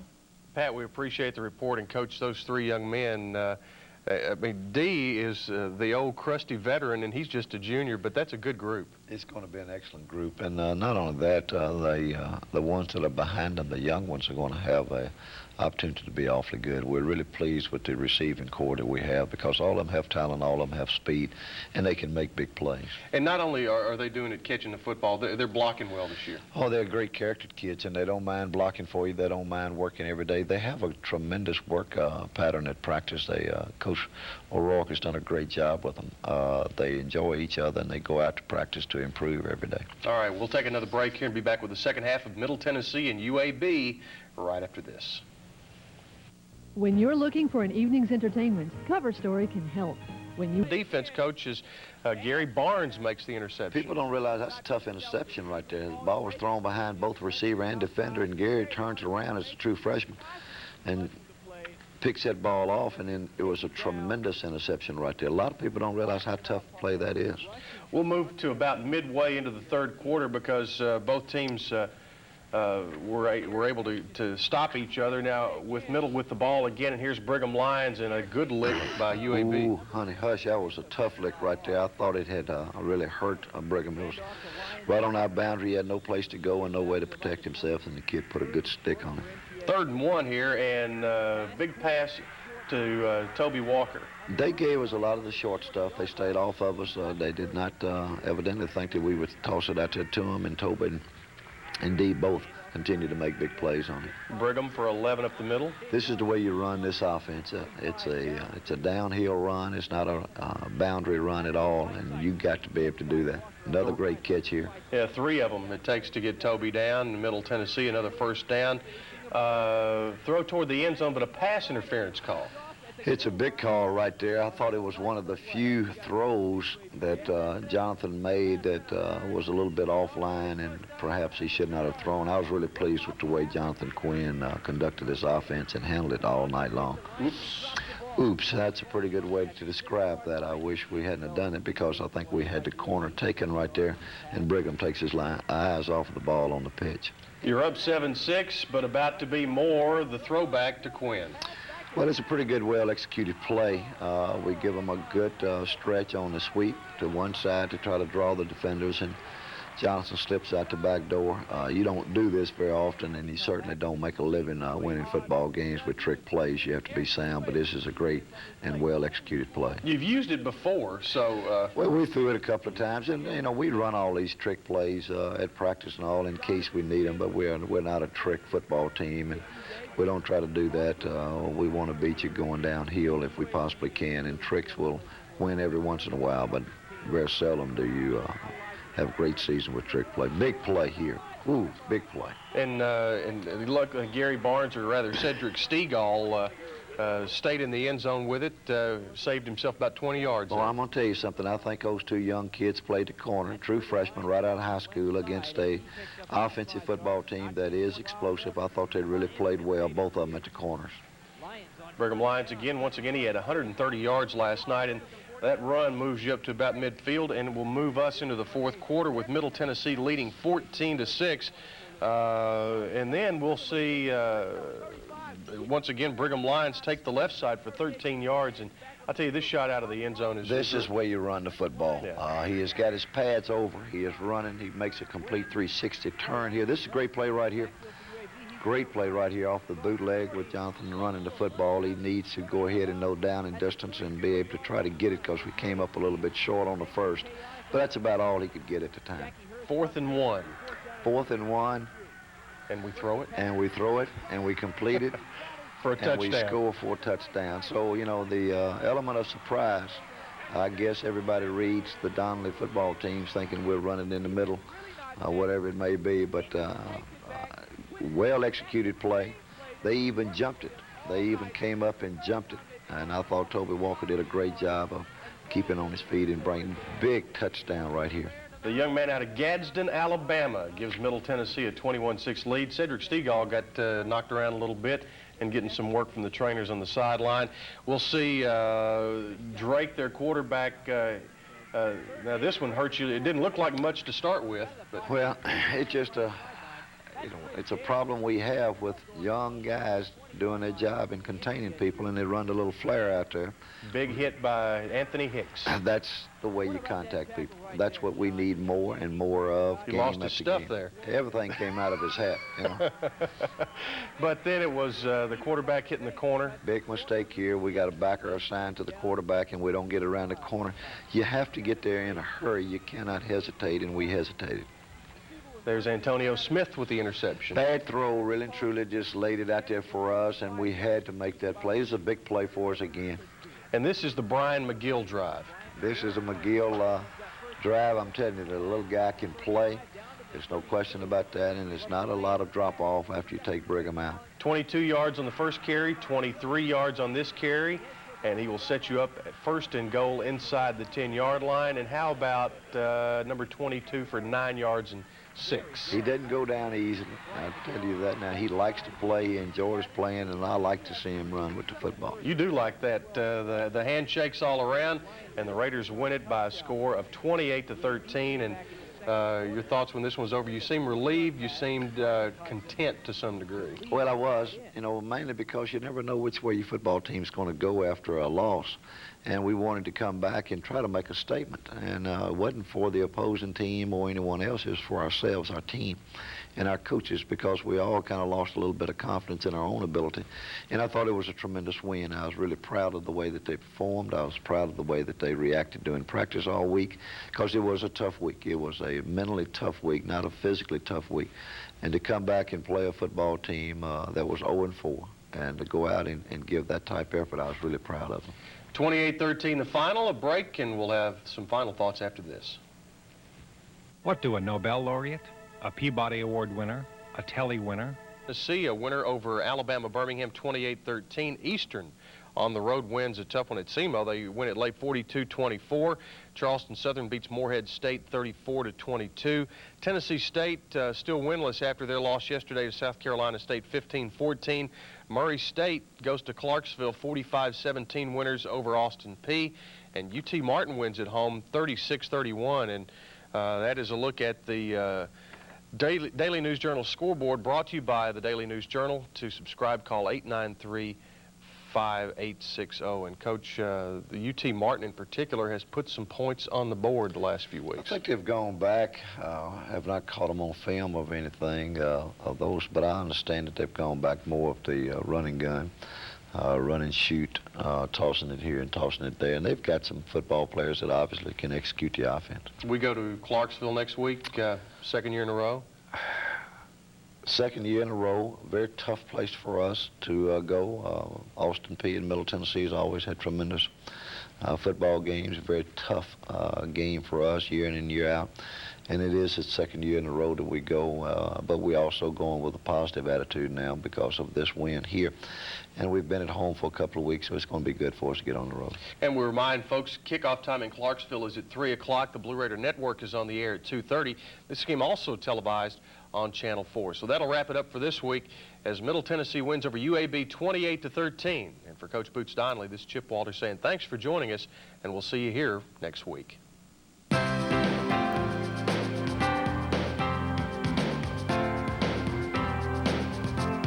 On the campus of Middle Tennessee State University, and Coach, yesterday, good road trip, great weather, not a whole lot more you could ask for yesterday. No, I thought we played exceptionally well. I thought the atmosphere, as far as conditions were concerned, was absolutely great. And I thought we came in and I thought we performed very well, Chip. I was really pleased with the way we played. The Raiders and Governors from Clarksville as we continue here on the Boots Donnelly Show. The Boots Donnelly Show, brought to you by Video Checkout. For your family. Clarksville, the punt game in the early part played a big role. You know, always specialty teams are going to be big parts of any winning or losing of a football game. And right here is a major play right here for us. We get a good stick on him with Tommy Kreiner and them, and we kind of come up with the football on the fumble. So it was a great play. Raiders on offense now. Shelby Parker, Jonathan Quinn hands it off to McGill.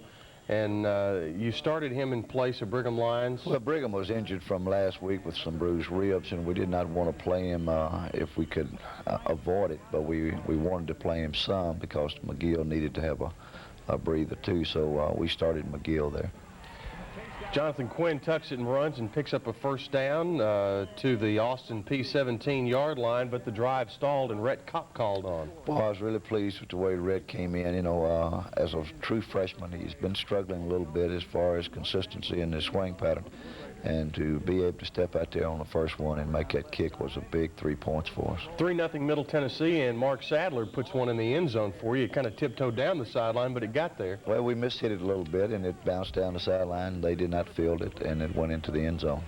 Here, Jesse Smith will take off, and it looks like he's gone, but he did step out of bounds back at the 35. But that, Chris White told me that was a wake-up call for the defense. Well, you know, they changed a little bit on us. They gave us an unbalanced line and twins on one side and ran a sweep.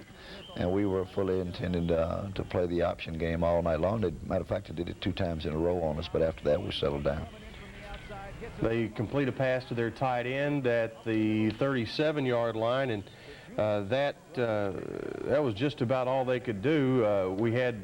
They punted. Middle Tennessee takes over, and Jonathan Quinn hits Toby Walker on the first play. Well, you know, they have an exceptional, fine defensive secondary, and they gave us a little bit of room, and we threw some quick game here.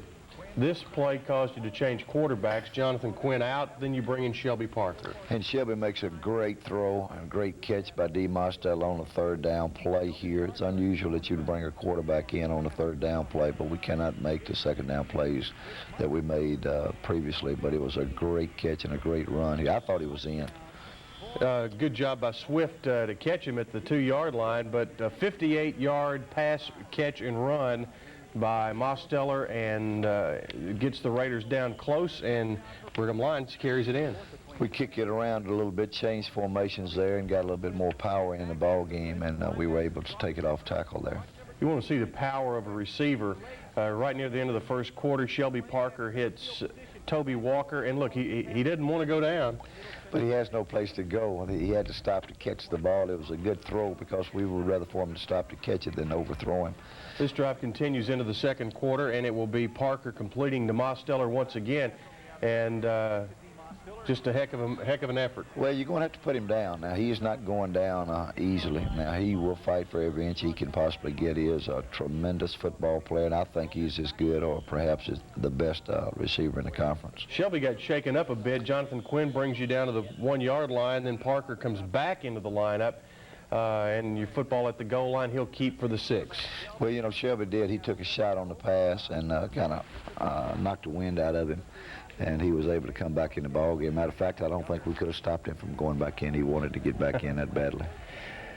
Here's Austin Peay a couple of possessions later, and Heltke is in there at quarterback now, and they get it to Jesse Smith. He picks up 19 yards, but then here's a good play by your defense. Chris White comes untouched. Well, he's an awful good option quarterback, plus he's tremendously dangerous throwing the football. And when he came back into the ball game, we knew we was going to be throwing the ball, but it was a great play there.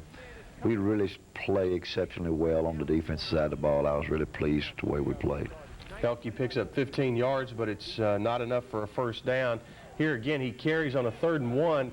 Looks like he has the first down, fumbles, and it's picked up by Nathaniel Claybrooks. You know, I did not realize that he had fumbled the ball right there until we got to scurrying around in that power forward, and it was a big play for us, and Nathaniel came up with it, and it was a great play. Some things happened here late in the second quarter. You put together a pretty good drive here. There's McGill for 9, and here's a little guy from a former Hillsboro Burrow as he barrels his way for 10 more. You know, he is awfully tough football player. I've made the statement over and over that it's not a whole lot of difference between he and Brigham, and either one of them can do what we want done with the football. Carlos Jeter for 14. The drive stalls. Rhett Kopp from Athens, Georgia, and it's good. You know, and not only is it good, he is starting to really swing at it well. Chip, I was really pleased with him. It's got to help him down the road. Up 20-0. Heltke back to throw, and Jeremy McMurray from Gallatin, Tennessee, right in the way of the pass. We moved Jeremy to defensive back from tailback, and with the depth that we're having problems with right now at tailback, we may have to move him back and let him play both sides of the ball. I was really pleased to see him get that interception. Rhett Kopp for his third field goal of the half. It's 23-0, and that's the way that you take it to the locker room. 23-0 at the half, and Coach, boy, you had to feel pretty good late in the first half in particular that your defense really seemed to take control of the game at that point. We did. At that point, I thought that we were really playing well defensively. I thought we had a pulse on exactly what they were trying to do to us, and I thought our players was playing exceptionally well on the defense side of the ball. Was still displeased that we were having to settle for field goals and not get 6 points out of them. 23-0 at halftime, Middle Tennessee with the lead over Austin Peay. We'll take a break and be back with our halftime feature right after this. Gerald Ford was in the White House. Disco was the rage in a company called TMC. Responsible for getting all the equipment together and making sure there are no problems when the Raiders hit the road, but also when they're also at home with practice and home games. Those are the equipment managers, and Pat Guy takes a look at these unsung heroes. When you think about what makes a football team, we have a tendency to think about the quarterbacks, the running backs, and of course the coaching staff. But have you ever thought about how valuable an equipment manager is to a college football team? Trust me, they don't get a lot of limelight.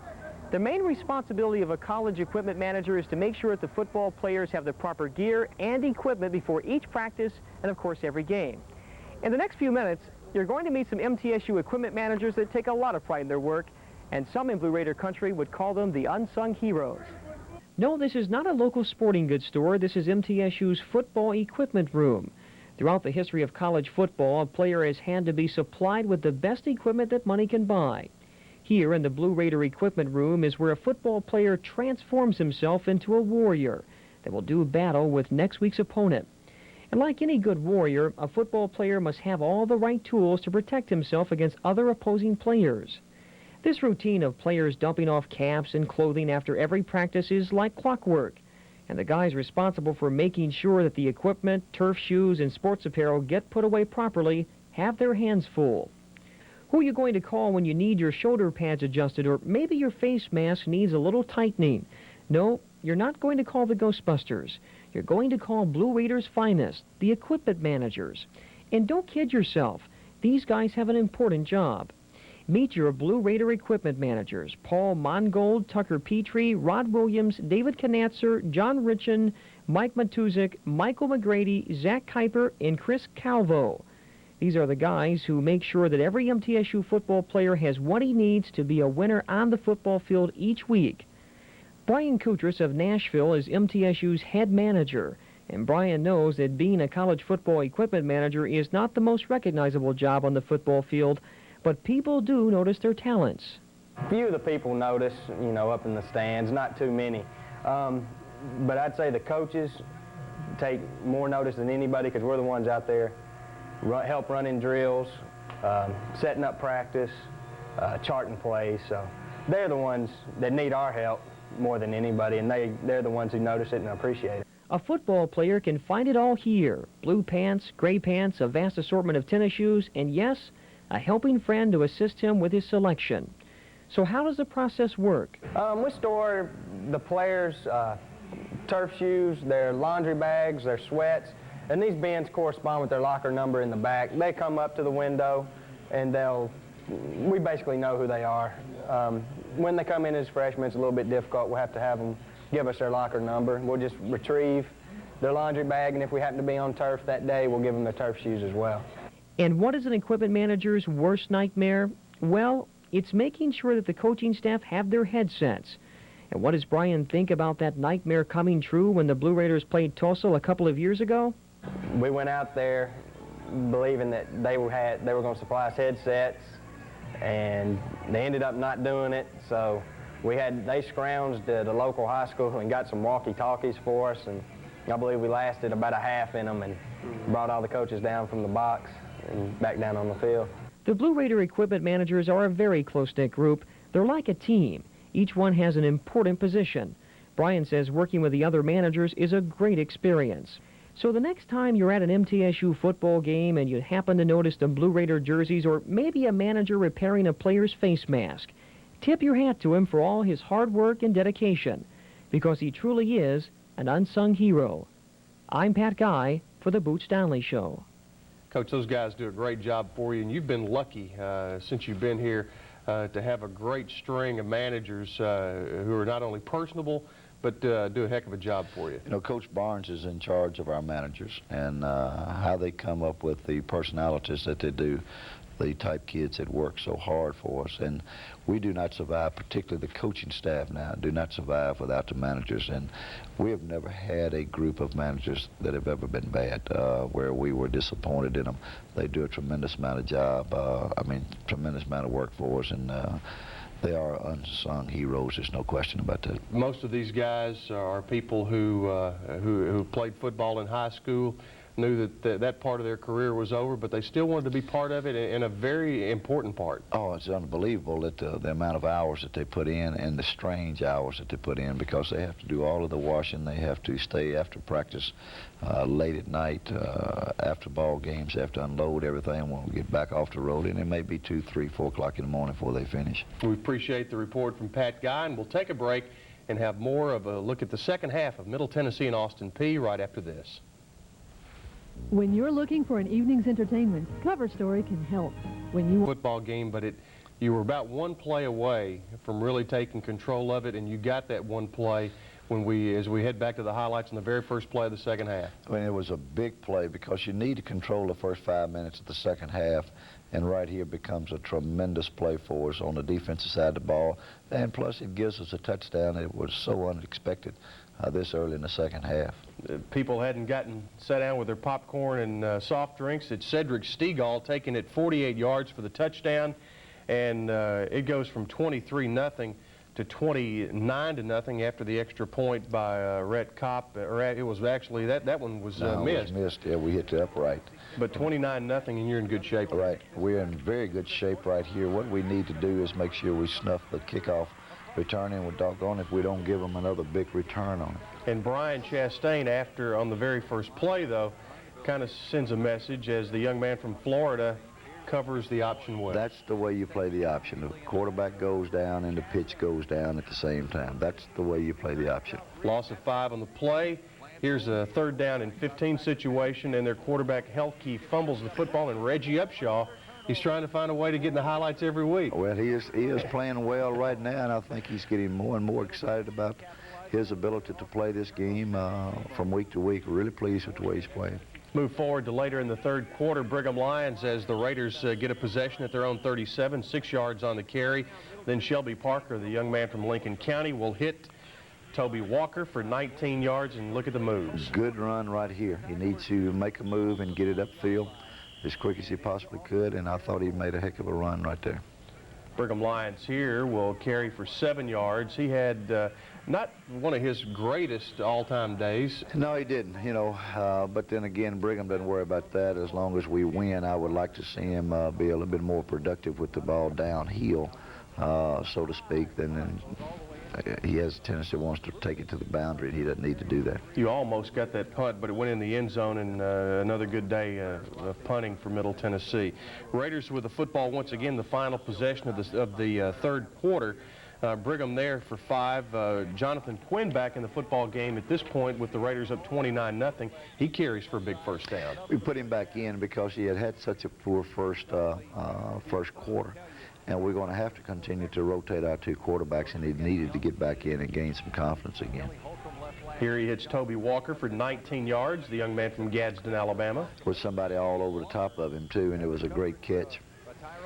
Raiders have it 1st and 10. Here's LeBron McGill, and watch him squirt for 14 more. Well, he read it pretty good. They had an outside stunt coming around the corner. Got a good block from Matt Lowe, too. Matt Lowe will block you downfield. There's no question about that. And the young man can catch a football, and people will see that before the year's out. Reggie Parks out of Chattanooga, the fullback, carries it down to the 6-yard line. And as the third quarter ended, the Raiders led by a score of 29-0 in Clarksville, and we'll move it into the fourth quarter. And it didn't take long as LeBron McGill carries you down to the 1-yard line and got you real close. Right. There's no question that Brian, he'll take the ball inside. He'll take it outside. He'll take it anywhere he can take it. Brigham Lions finds a crease there. Right. We run a sweep here with Brigham, and he finds a crease and takes it into the end zone. 10-play, 56-yard drive, and the Raiders lead it by a score of 36-0 after the extra point by Rhett Kopp. We will see Austin Peay with the football, and Williams hits Hall for 27 yards, and it put him inside your 40. But when that happened, your defense rose to the occasion once again, and it's Anthony McCord out of Nashville who'll come shooting through, and sack helped him. And I think Anthony had 4 tackles for losses yesterday. I think he's continuing to play well, and I think he's right on the verge of leading this conference with tackles for loss. T.J. Gentle knocks the pass down on 4th down, and the Raiders get the football right back. And we'll see another young man that we haven't seen before with your team up 36-0. Quinn will hit Gary Davis out of Salina, Tennessee for a big gainer. True freshman is going to be an excellent football player. He has got some potential, and he needs just playing time, and that's all he needs, and the more he gets, the better he's going to become. And here on 2nd and 13, give to McGill. He makes a couple of people miss, and he's off to the races. Great cut right there. He took it, started it off tackle and bounced it outside and took it to the corner of the end zone. That was a tremendous run. Didn't please everybody in the stands, but that gave the Raiders a lead of 43-0, and we'll see it once again. And explain to me about vision here. Well, you know, the play is designed to come right off the tackle box there, and in order to be a good runner, you have to be able to see outside and inside of you. And as they mash it down inside, you have to be able to slide it outside, and that's exactly what any great tailback or any back can do. They can see things that most people don't see, and they just naturally make a move. Raiders win 43-0 over Austin Peay in a pretty good overall day for your home football. I was really pleased with where we played from top to bottom. We still need to do a heck of a lot with our football team if we're going to make any noise. But offensively, it's still a concern. We're not taking it in when we get the opportunities. But overall, I thought it was a good day. Middle Tennessee 43, Austin Peay 0. We'll take a break. We'll have a look at the OVC scoreboard and also what's happening for the Raiders next week, and it is a big one right after this. For his hometown newspaper, to subscribe, call 893-5860. Well, as you can see, Middle Tennessee was a winner over Austin Peay by a score of 43-0. Tennessee State played their first game at Hale Stadium and defeated Morehead State 45-14. Murray State continues their role. They got 2 touchdowns with their defense and defeated UT Martin 33-9. And Southeast Missouri got over 300 yards passing from their quarterback Kennedy and defeat Tennessee Tech by a score of 33-12. Taking a look at the OVC standings, Murray State still remains on top with a 4-0 mark. Eastern Kentucky still unbeaten, but they've only played 2 conference games to this point. The Raiders at 3-1, still right in the thick of things. UT Martin suffered their first loss. SEMO at 2-2. TSU at 1-1. Then you have Morehead State, Austin Peay, and Tennessee Tech all winless at 0-3. And Coach Donnelly this week is always a big one in the Ohio Valley Conference. How much motivating do you have to do to your veteran players? I know you got a lot of new guys who've never gone to Richmond, Kentucky, but this would seem to be a piece of cake. Well, you know, I don't think you'll have to do a tremendous amount of motivating to any of them, regardless of whether they're freshmen or seniors, because everybody knows the tradition of the Middle Tennessee Eastern Kentucky game. It is at Eastern.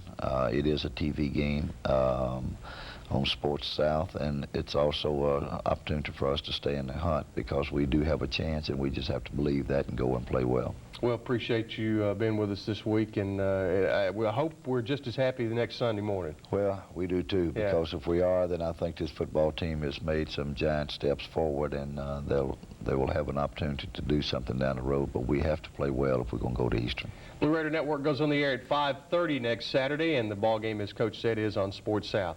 For Coach Boots Donnelly, this is Chip Walters saying thanks for joining us, and we'll see you next week.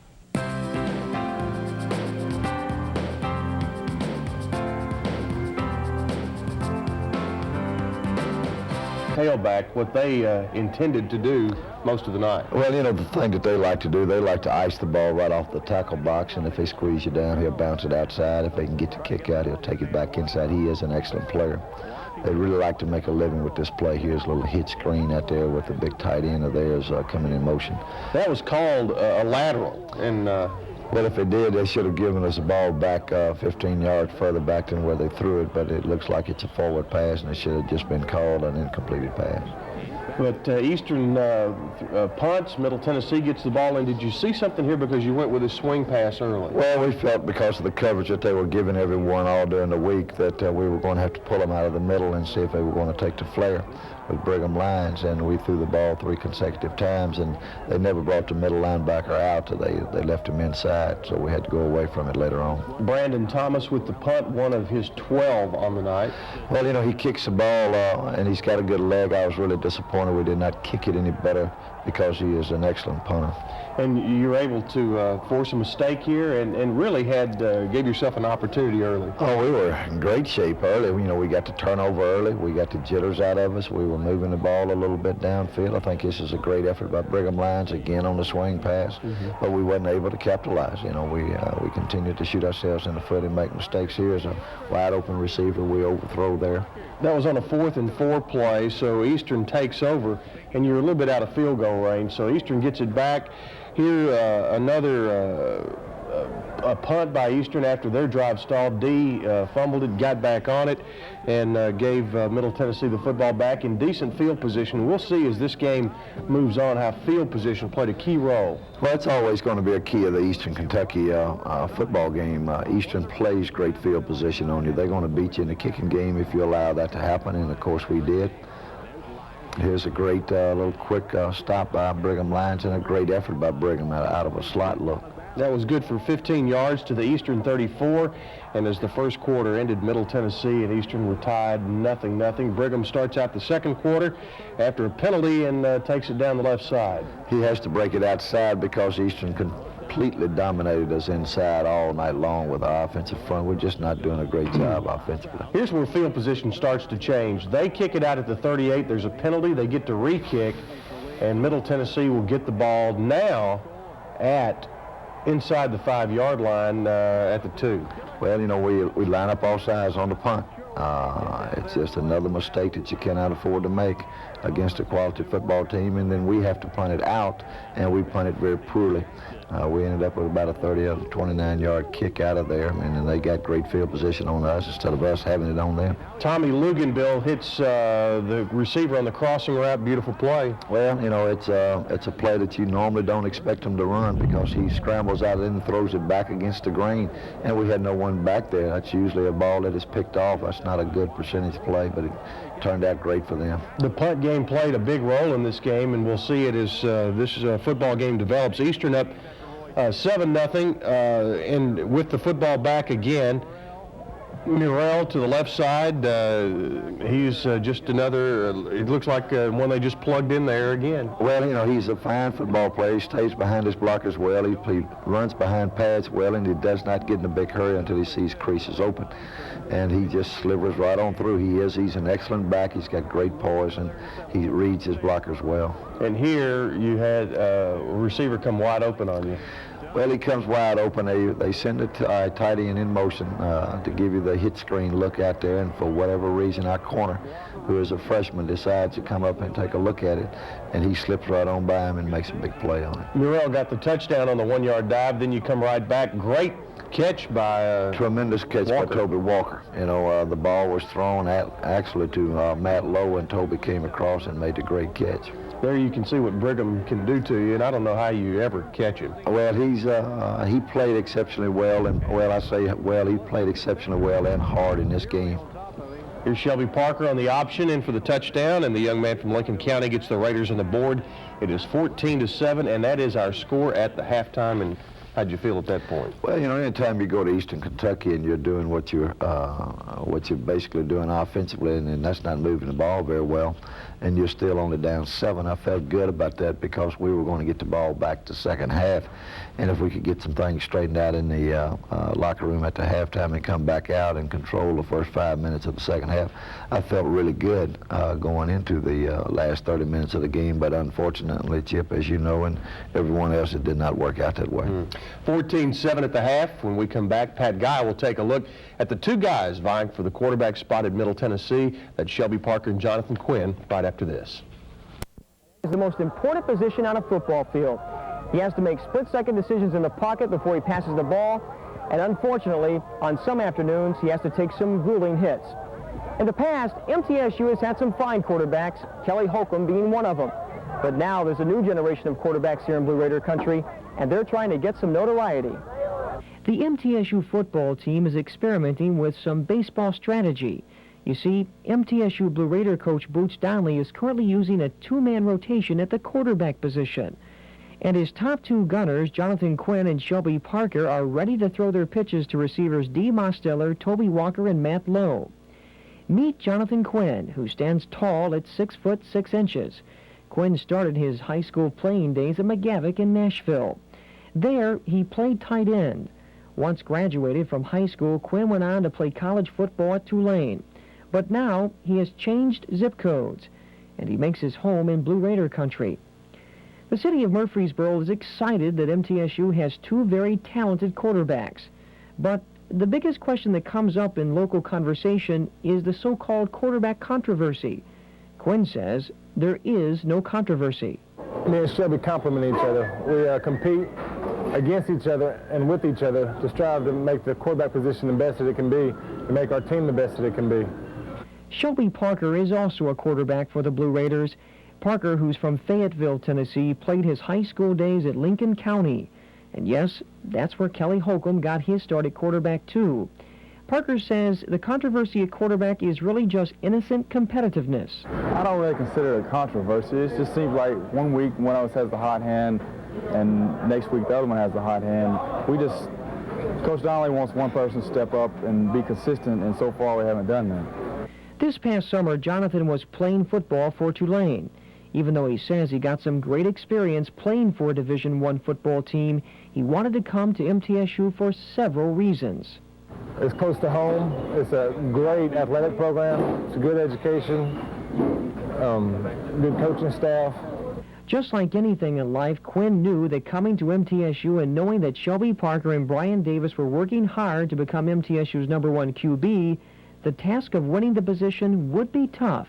I mean, Brian Davis is a terrific athlete, and Shelby, I didn't know much about Shelby, but I threw with him over the summer, and I realized how accurate he was with his throws, and I knew it wasn't just going to be a cakewalk coming in, and I knew I'd have to work hard. Both quarterbacks have gotten a good amount of playing time. During the Tennessee State game, Parker and Quinn switched off several times at QB. However, these two quarterbacks have no problem with subbing for the other, but they do have a theory about the other one coming in second. You see, usually the second quarterback has a terrific game. It seems like whoever the second quarterback to come in has always done better. I'm not sure if either one of us would play the entire game without the other one playing. Parker says the second quarterback that comes into the game does well because he has a chance to watch what the defense is doing from the sidelines. The second person, they sit over on the sidelines and may see a little something that the first person doesn't see, or may feel a little bit comfortable coming in from the sidelines. The game gets moving, and while the first person, he may be a little nervous. I'm not. It is no secret that good quarterbacks have to have outstanding wide receivers. Quinn says having receivers like Dee Mosteller is a plus for the offense. He can make a quarterback look awesome. I mean, you throw a quick hitch to him, and he can break it for 60 or 70. I mean, he makes quarterbacks, he just makes quarterbacks look really good. Parker says one of his main jobs as quarterback is to make sure he gets the football to Toby Walker and Dee Mosteller. Our job is to get the ball in those wideouts' hands, and Dee and Toby especially, when you get the ball out there in their hands and it's one-on-one, they have a chance every time to make it into a long play, and we just got to get the ball out there in their hands more. Parker realizes that playing at Lincoln County High School was a big deal considering that one of MTSU's greatest quarterbacks played there.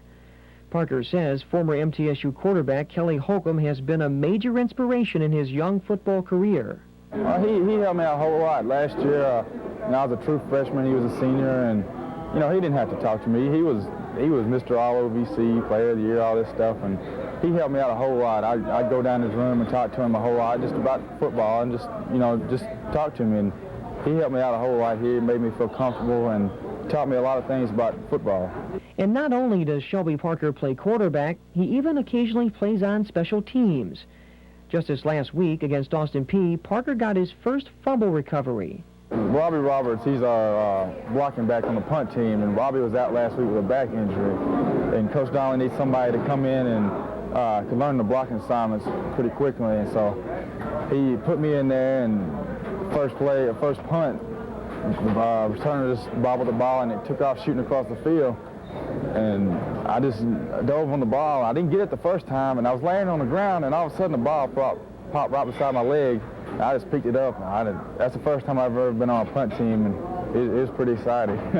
The position of quarterback is one of the hardest spots on the field. And if you're an opposing team, how do you prepare for two quarterbacks instead of one? It's got to give opposing coaches a headache. The two-quarterback strategy at MTSU has so far been successful. Shelby Parker and Jonathan Quinn are truly team players. Both want to see their offenses in the postseason vying for the OVC championship. And you know the old saying, two really is better than one? Well, that doesn't sound so bad when you have quarterbacks like Jonathan Quinn and Shelby Parker. I'm Pat Guy for the Boots Donnelly Show.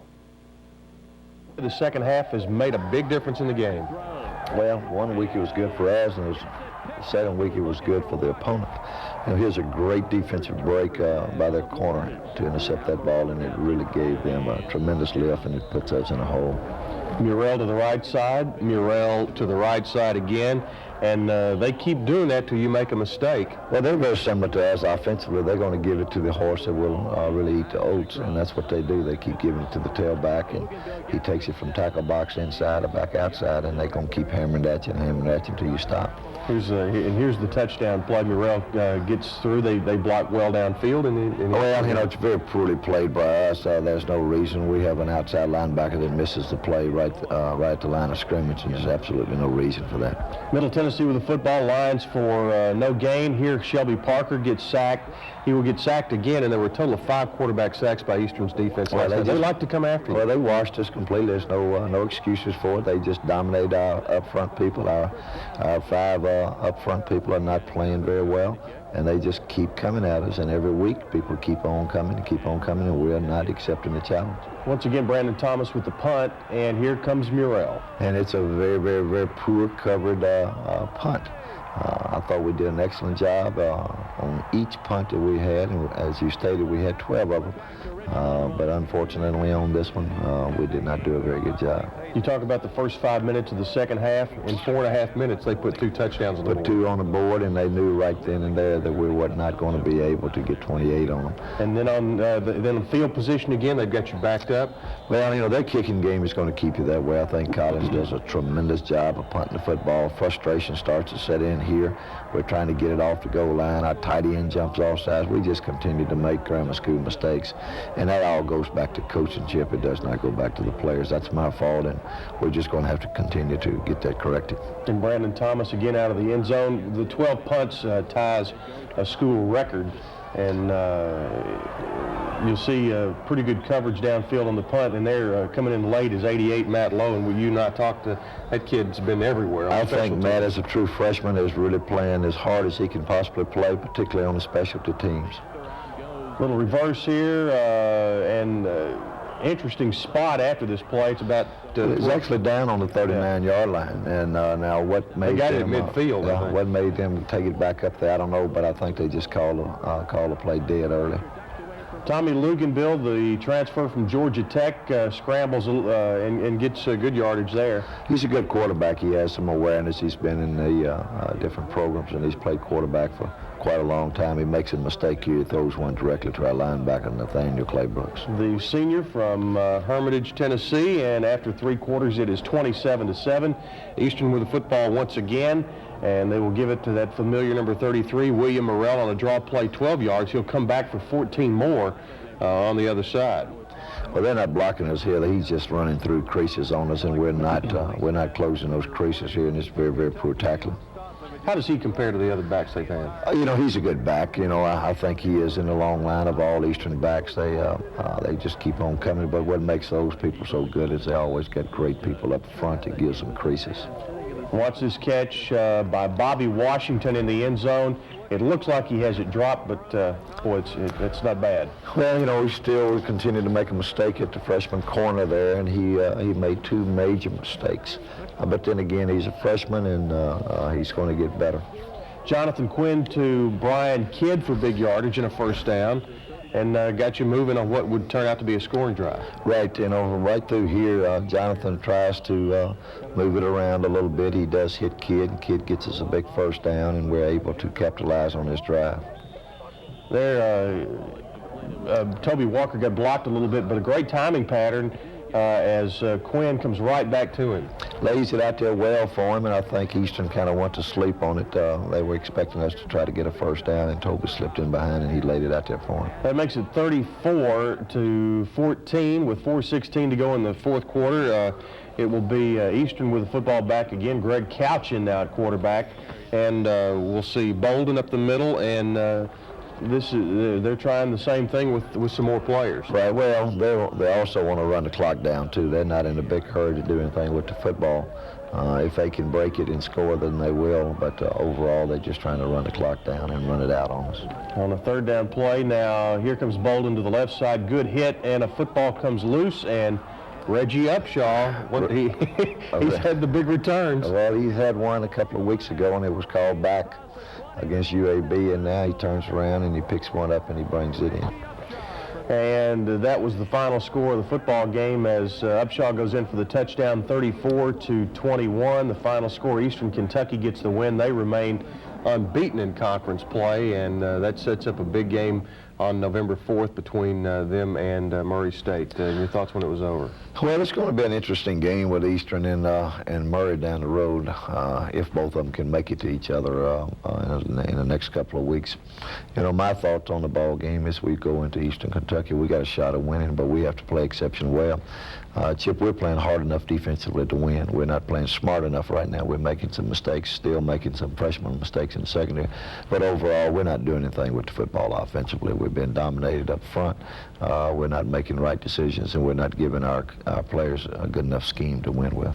34-21, the final score. Eastern gets the win. Back with a look at the scoreboard and some final thoughts right after this.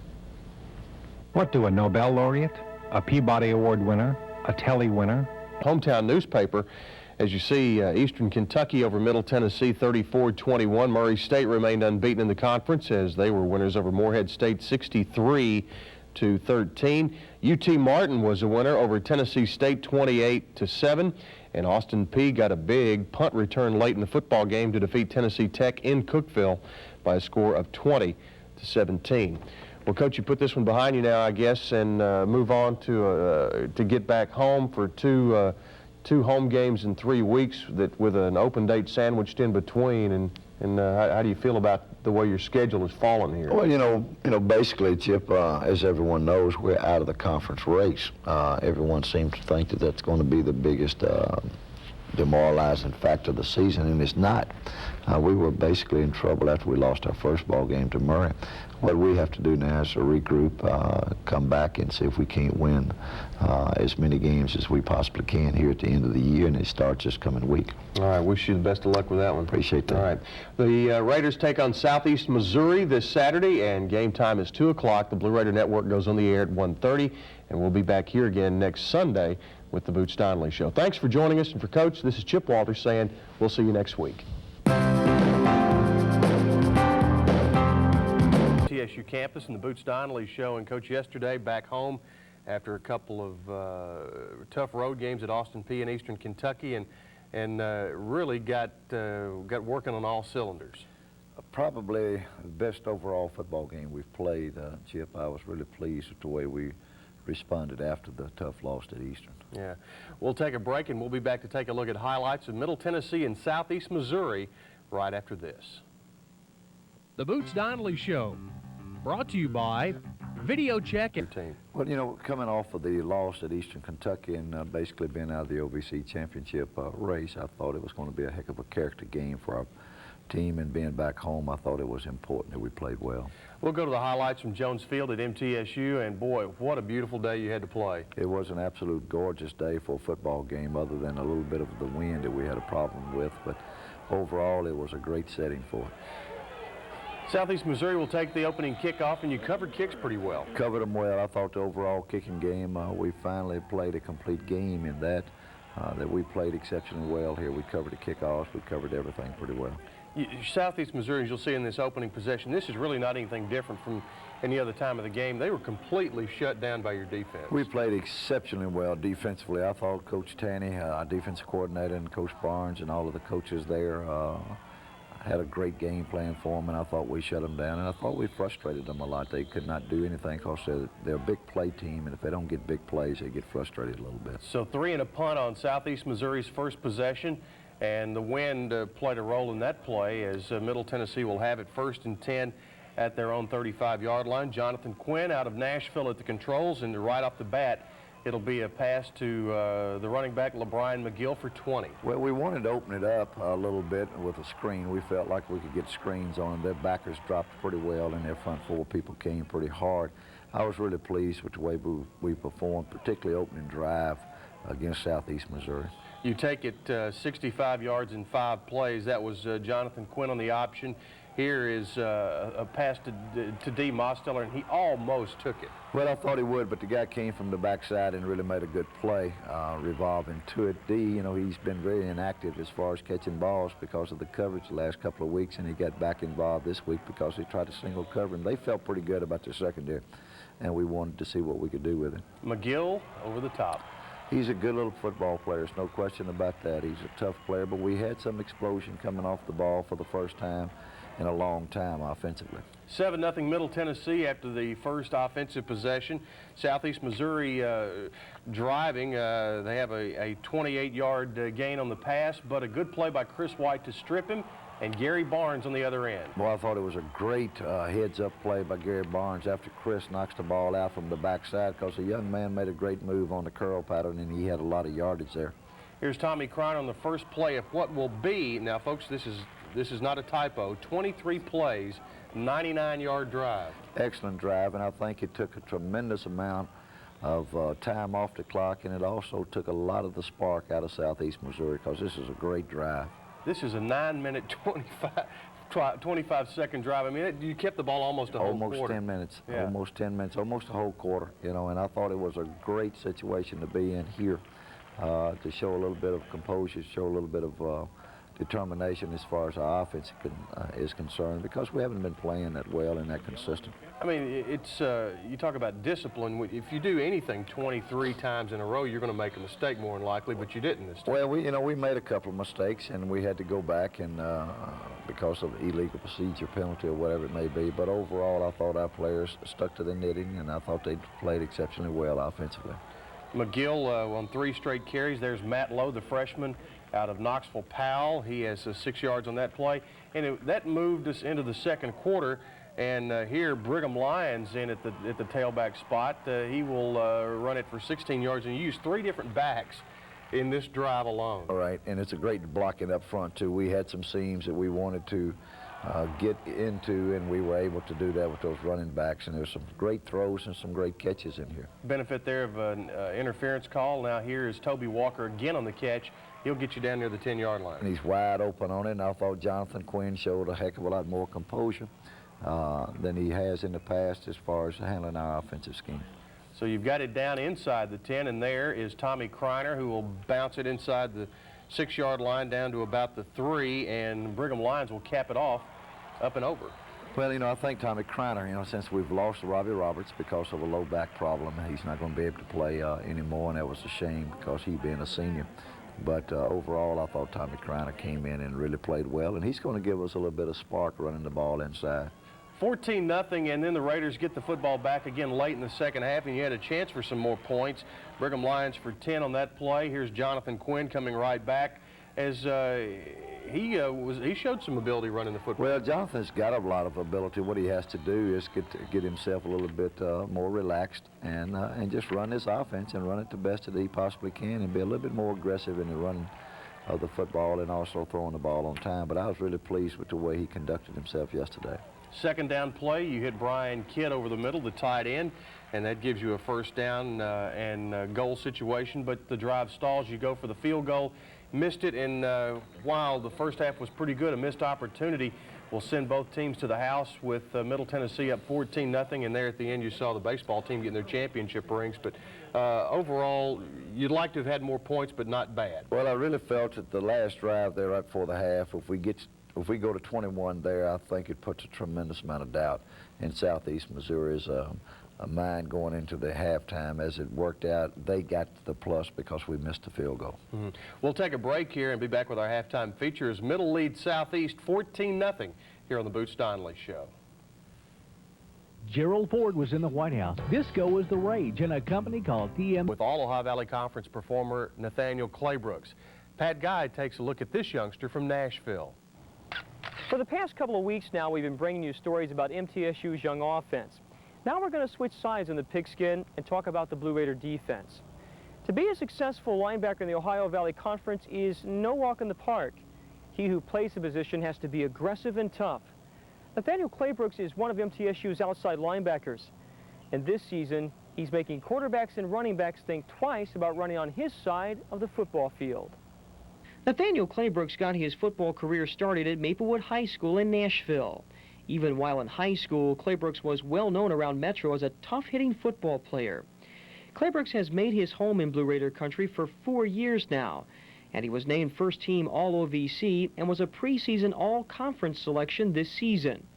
At 6'1", 230 pounds, Claybrooks is no slowpoke.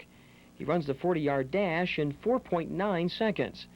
And with speed like that at the outside linebacker spot, most OVC offenses are thinking twice about running into Claybrooks' little patch of green real estate because he's always home for a nice complimentary tackle on a tailback or fullback. Claybrooks says while he was at Maplewood High School, he got to play with some top-notch football players like Anthony McCord. I feel like I'm playing in a good tradition, you know, coming from the background. You know, I knew a lot of people that done went to Maplewood in the past. For example, I played with Percy, you know, and McCord. We all come from the same high school, and we all said we were going to try to do it that year, our senior year, so we just tried to make a good season out of it. Anthony McCord, who plays defensive tackle for the Blue Raiders, has known Claybrooks for 7 years. Claybrooks and McCord knew during the college recruiting process that they wanted to carry on Maplewood's football tradition together at MTSU. A lot of colleges used to come to the school, you know, and all three of us, really, we used to just, you know, sit around and just talk about what school we wanted to go to, you know. And then we all, one day, just, you know, got together and said we wanted to come to MTSU and play football up here. McCord and Claybrooks are like brothers. They both have had to help each other in making the transition from high school football to college football. And that change has not always been so easy. But MTSU's two defensive stars have stuck together. McCord like a brother to me, so, you know, we just sit down and talk sometimes, you know, how hard it is. We push it through. We make sure we always push it through and keep one another up. And what does Claybrooks think about his best friend making a name for himself in the OVC? This summer we talked before the season started. We said that was our goals, you know, to make all OVC and be the best, you know, in the OVC at our position. Like most friends, McCord and Claybrooks have gone through some rough times together. This past summer, Anthony McCord's half-brother, Marcus Fentress, died during summer practice at Maplewood. The news crushed both McCord and Claybrooks. They brought us all together closer, you know, because we could only, you know, imagine how bad he felt since his brother passed away. Claybrooks has also had some early successes. In 1994, he had to fill in for Anthony Hicks, who is also one of the conference's top linebackers. In 94, see, Hicks was at the right linebacker. I was at the left linebacker. He was just, you know, he was the team, you know. He was the man.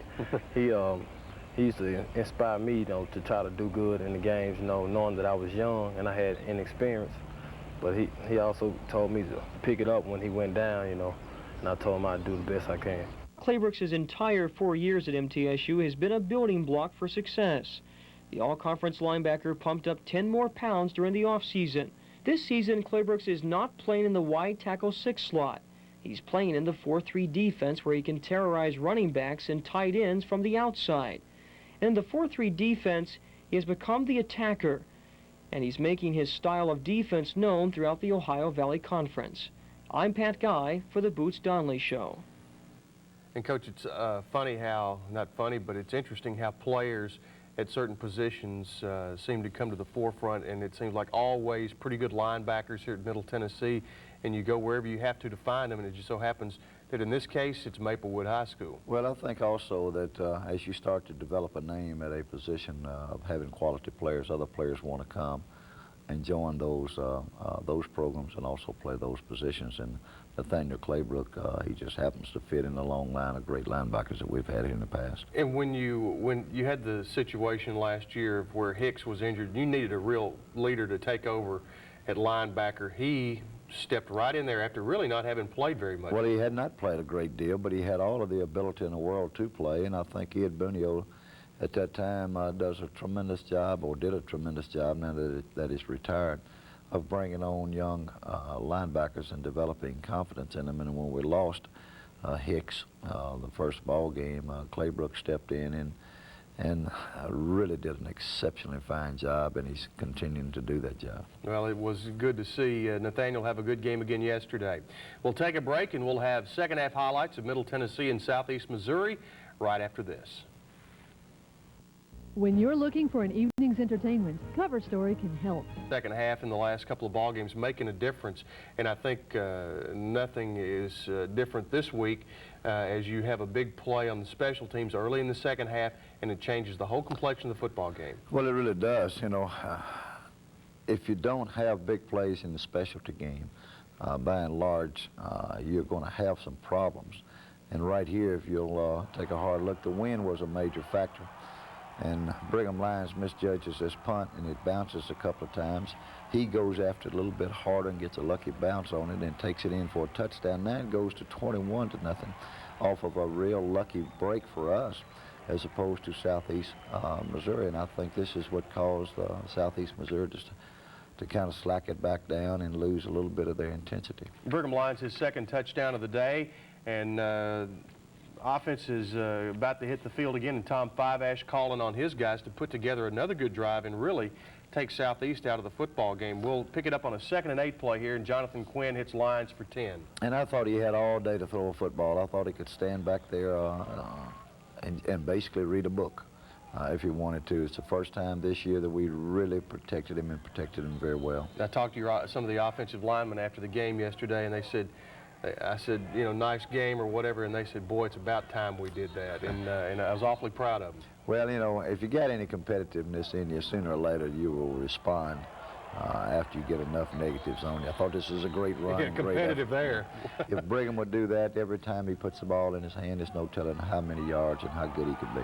And complimenting Brigham Lions is LeBrian McGill for 19 yards, getting you down to the 14-yard line, and once again, number 22 will get the call, and he'll carry it 8 more down to the 6. Awfully tough to tackle him now. He's a very strong, very low center of gravity, and he runs behind his pads and runs well. And Brigham Lions squirming into the end zone in second and third effort there for his third touchdown of the day. Brigham had 98 yards rushing on the afternoon.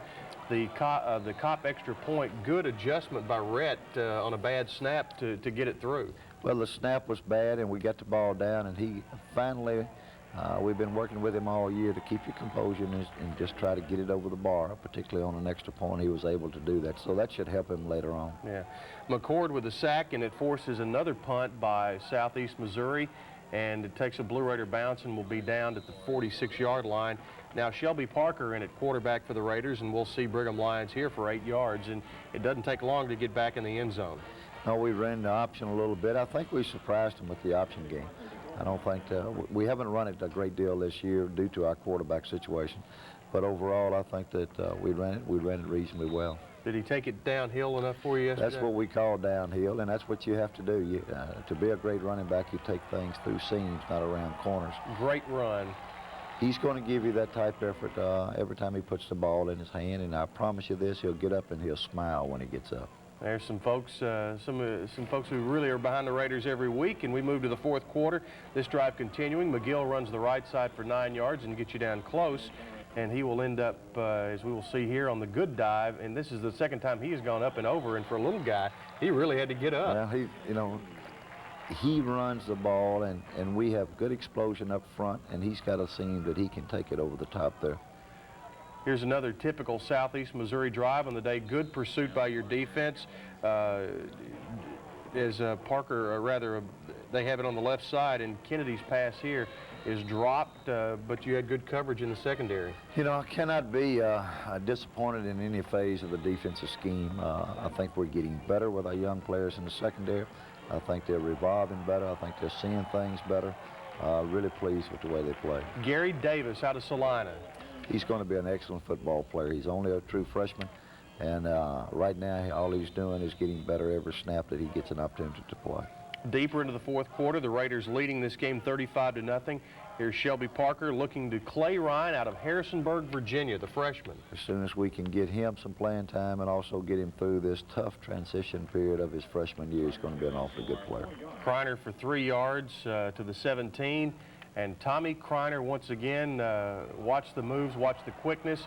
He's in for the touchdown from 17 yards out. Oh, it was a great run by Tommy.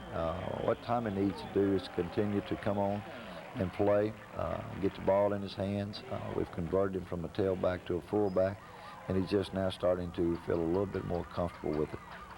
48-0, the final score as Middle Tennessee wins over Southeast Missouri, and a punishing day by your offense, 308 yards rushing, and that's the type of numbers that you like to see. When you've been a guy who ran the football forever, and you did it again yesterday. Well, you know, I think Coach Five Ash, our offensive coordinator, and Coach Robbins and Coach O'Rourke and Coach Walker challenged our offense to come out this week and do something, particularly at home. And I think the players responded to that because Southeast Missouri is a good football team, and I thought we handled Southeast Missouri in every phase of the game. Brigham Lions, as we said, had 98 yards rushing, and LeBron McGill had 124 yards on the ground, so basically 200-yard runners on the day. We would have left Brigham in to go over the 100 if we had known that, because he's a senior and he needs that opportunity, particularly at home. He's a fine running back, and he has to continue to do what he's doing. Well, the score 48-0, Middle Tennessee over Southeast Missouri. A timeout here, and we'll be back to take a look at scores around the league right after this. What do a Nobel laureate, a Peabody Award winner, a Telly winner? To you by the Daily News Journal, Murfreesboro's hometown newspaper.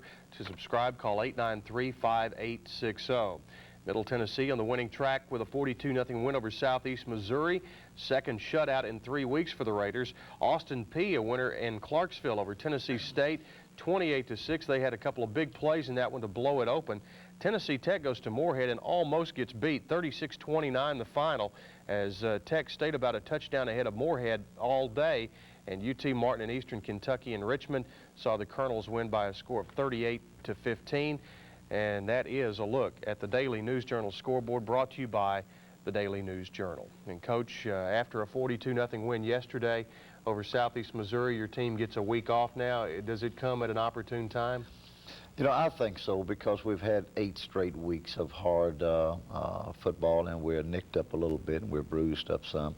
So I think it's going to come at a good time, because we need to get our players out of the game of football for a while and let them take a couple of days off and then come back and get ready to go for the last 3. And you want to build on positives, and boy, this was a great one to build on. Well, that's the reason the game was so important to us, Chip. You know, coming off of the Eastern loss and coming back home, we needed a win. We needed something positive to go into the off week so that our players could reflect back on what was good and instead of what was negative. Boy, it was fun today and fun yesterday. Appreciate it. We'll see you. It's always fun when you win. It certainly is. Don't forget the Raiders are off next week, but November 4th is Homecoming Saturday. A Mardi Gras homecoming at Jones Field as the Raiders take on UT Martin, and we'll see you then. That's it for Coach. This is Chip Walter saying thanks for joining us, and we'll see you in 2 weeks.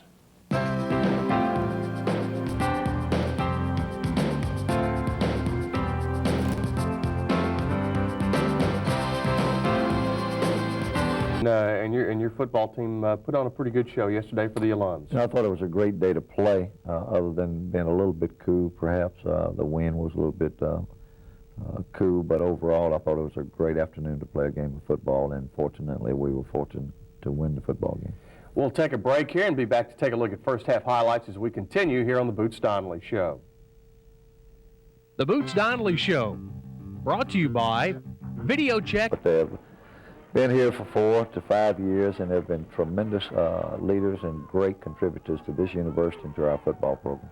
Raiders get the ball first after losing the toss, and first you go right to D. Mosteller, and this is a 28-yard gain. We'll see much more of him. Oh, yeah, I think D played exceptionally well, and I thought Jonathan Quinn threw the ball well. I was really pleased with the throwing game all afternoon. I really thought where he threw and caught the ball exceptionally well.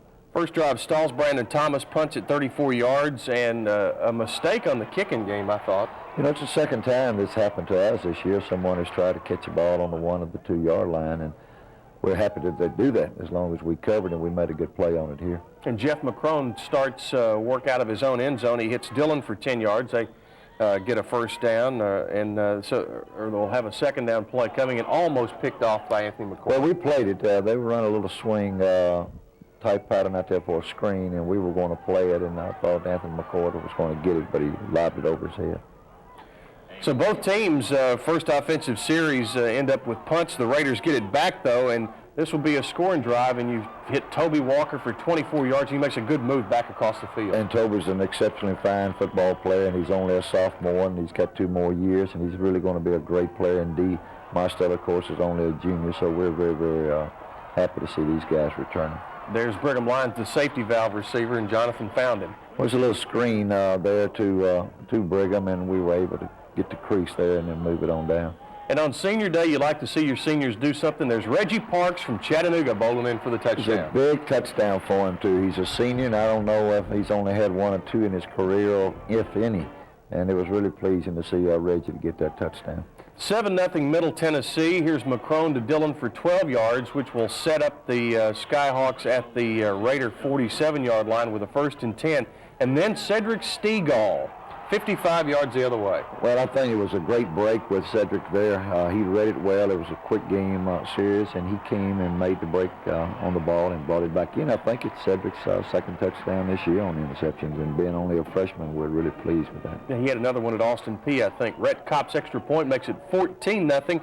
And now we'll see UT Martin getting into their offense. This is, you and I talked about this, they call it the West Coast offense.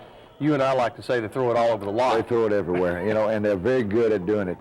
They catch the ball, they run with the ball well, and their quarterback, McCrone, he can certainly throw the football, and he is extremely accurate throwing the ball, so you have to stay on top of him. Now, did you feel like your defense, you know you're going to give up some yards against this kind of offense. Did you think your defense swarmed around people well enough? I thought we played exceptionally well, because what we wanted to do is make sure that every ball that they caught, we put hats on them, and we were going to be there and don't give them any extra yards after they catch it. And I thought we played exceptionally well.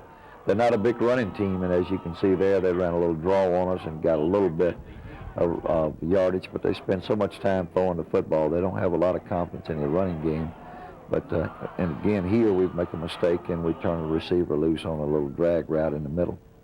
And UT Martin makes it 14-7. The punt by Brandon Thomas will be fumbled, and once again, the kicking game played into your hands yesterday. Well, you know, we felt going into this ball game that if we do kick it, that they're going to have a chance to give us a shot at it, because they really want to return everything, being the #1 return guy in the conference and all, and unfortunately they made a mistake and dropped that one.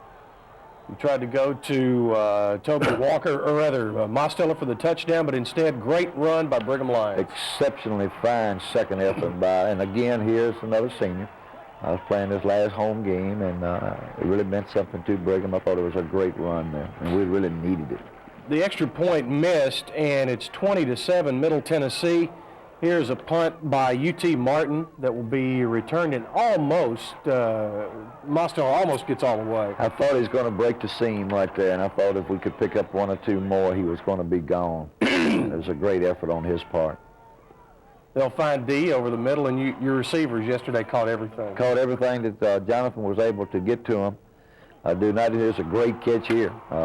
Great concentration by Toby Walker. Gets the ball back one-handed and takes it down to the 2-yard line.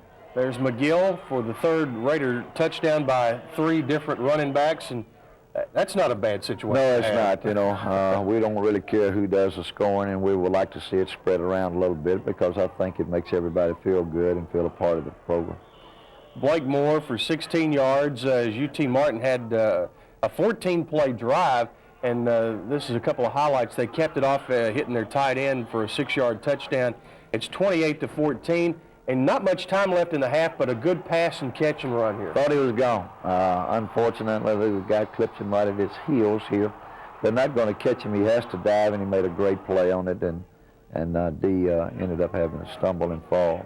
Mosteller's Mosteller's catch sets up Rhett Kopp, and it's 31-14 at the half, and good first half for you. Well, it was a good first half. Unfortunately, the disappointing part of the half, we were not able to run the football. We were able to throw the football, and we thought we could throw it going into the ball game, but we were not able to sustain any type of running game, and that's what's the big disappointment. It's 31-14 at the half, Middle Tennessee over UT Martin. We'll take a break and be back with our halftime feature right after this. Gerald Ford was in the White House. Disco was the rage in a company called TM. One play away from a major injury that can end your football career. But also there's football players that survive the injuries and continue to play football into their senior year. One MTSU football player is experiencing that, and he's moving on. One of MTSU's successful tailbacks is getting ready to hang up his cleats at the end of this football season. And like most of Coach Boots Donnelly's football players, they take with them more than football knowledge. Brigham Lyons, who's from Greenville, Tennessee, has carried the football for the Blue Raiders for 4 years now. And like most players, Lyons has a lot of memories.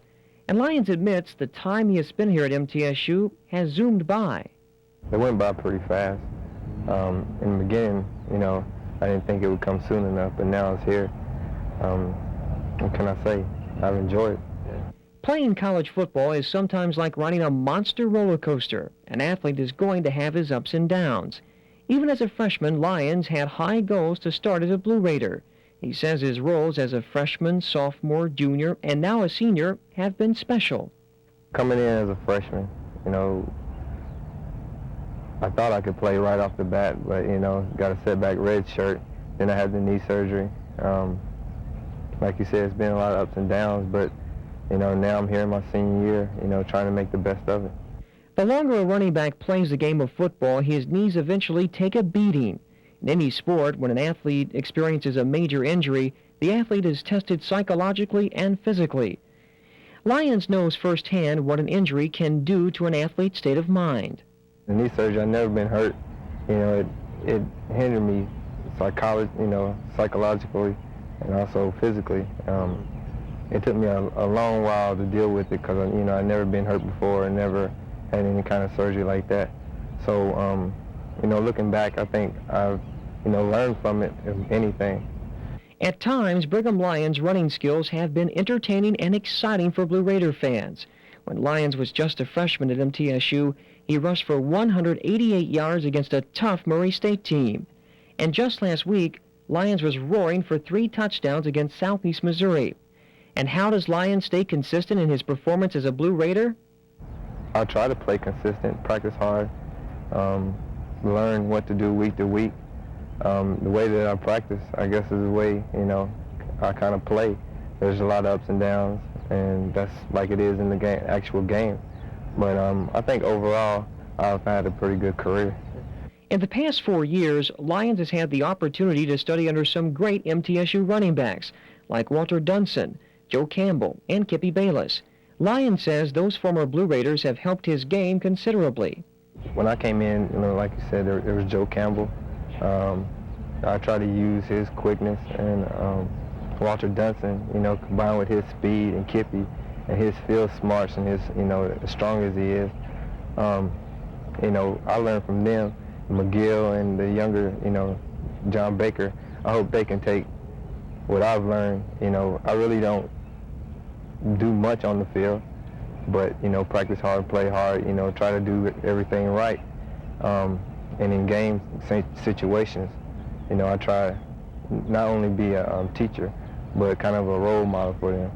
The last 4 years for Brigham Lyons has been a positive learning experience as a Blue Raider football player and as a human being.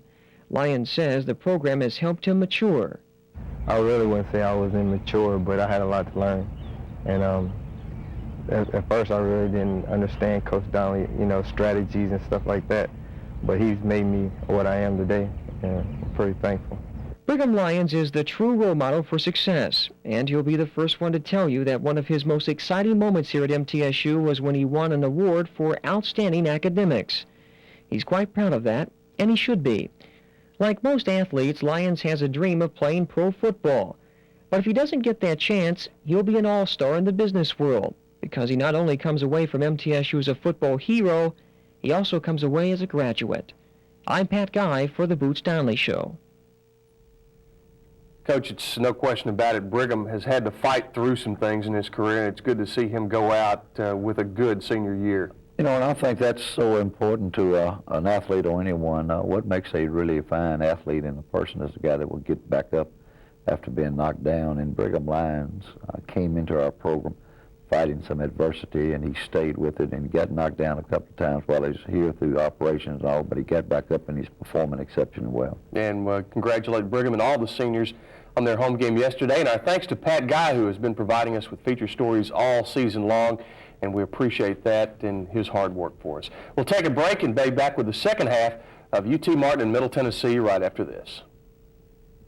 When you're looking for The second half, and as we'll see when we get into the tape, you did exactly that. Well, I think it's always important to control the first 5 minutes, and anytime you go on the defense side of the ball, I think it's so much easier to be ready to play on the defensive side after a 20-minute layoff than it is on the offensive side. We'll see the kickoff, and you answered a question about this on your radio call-in show about why you do things the way you do on kickoffs. Chip, you know, I was so disturbed about how we were playing emotionally the first half, although the score's on our side.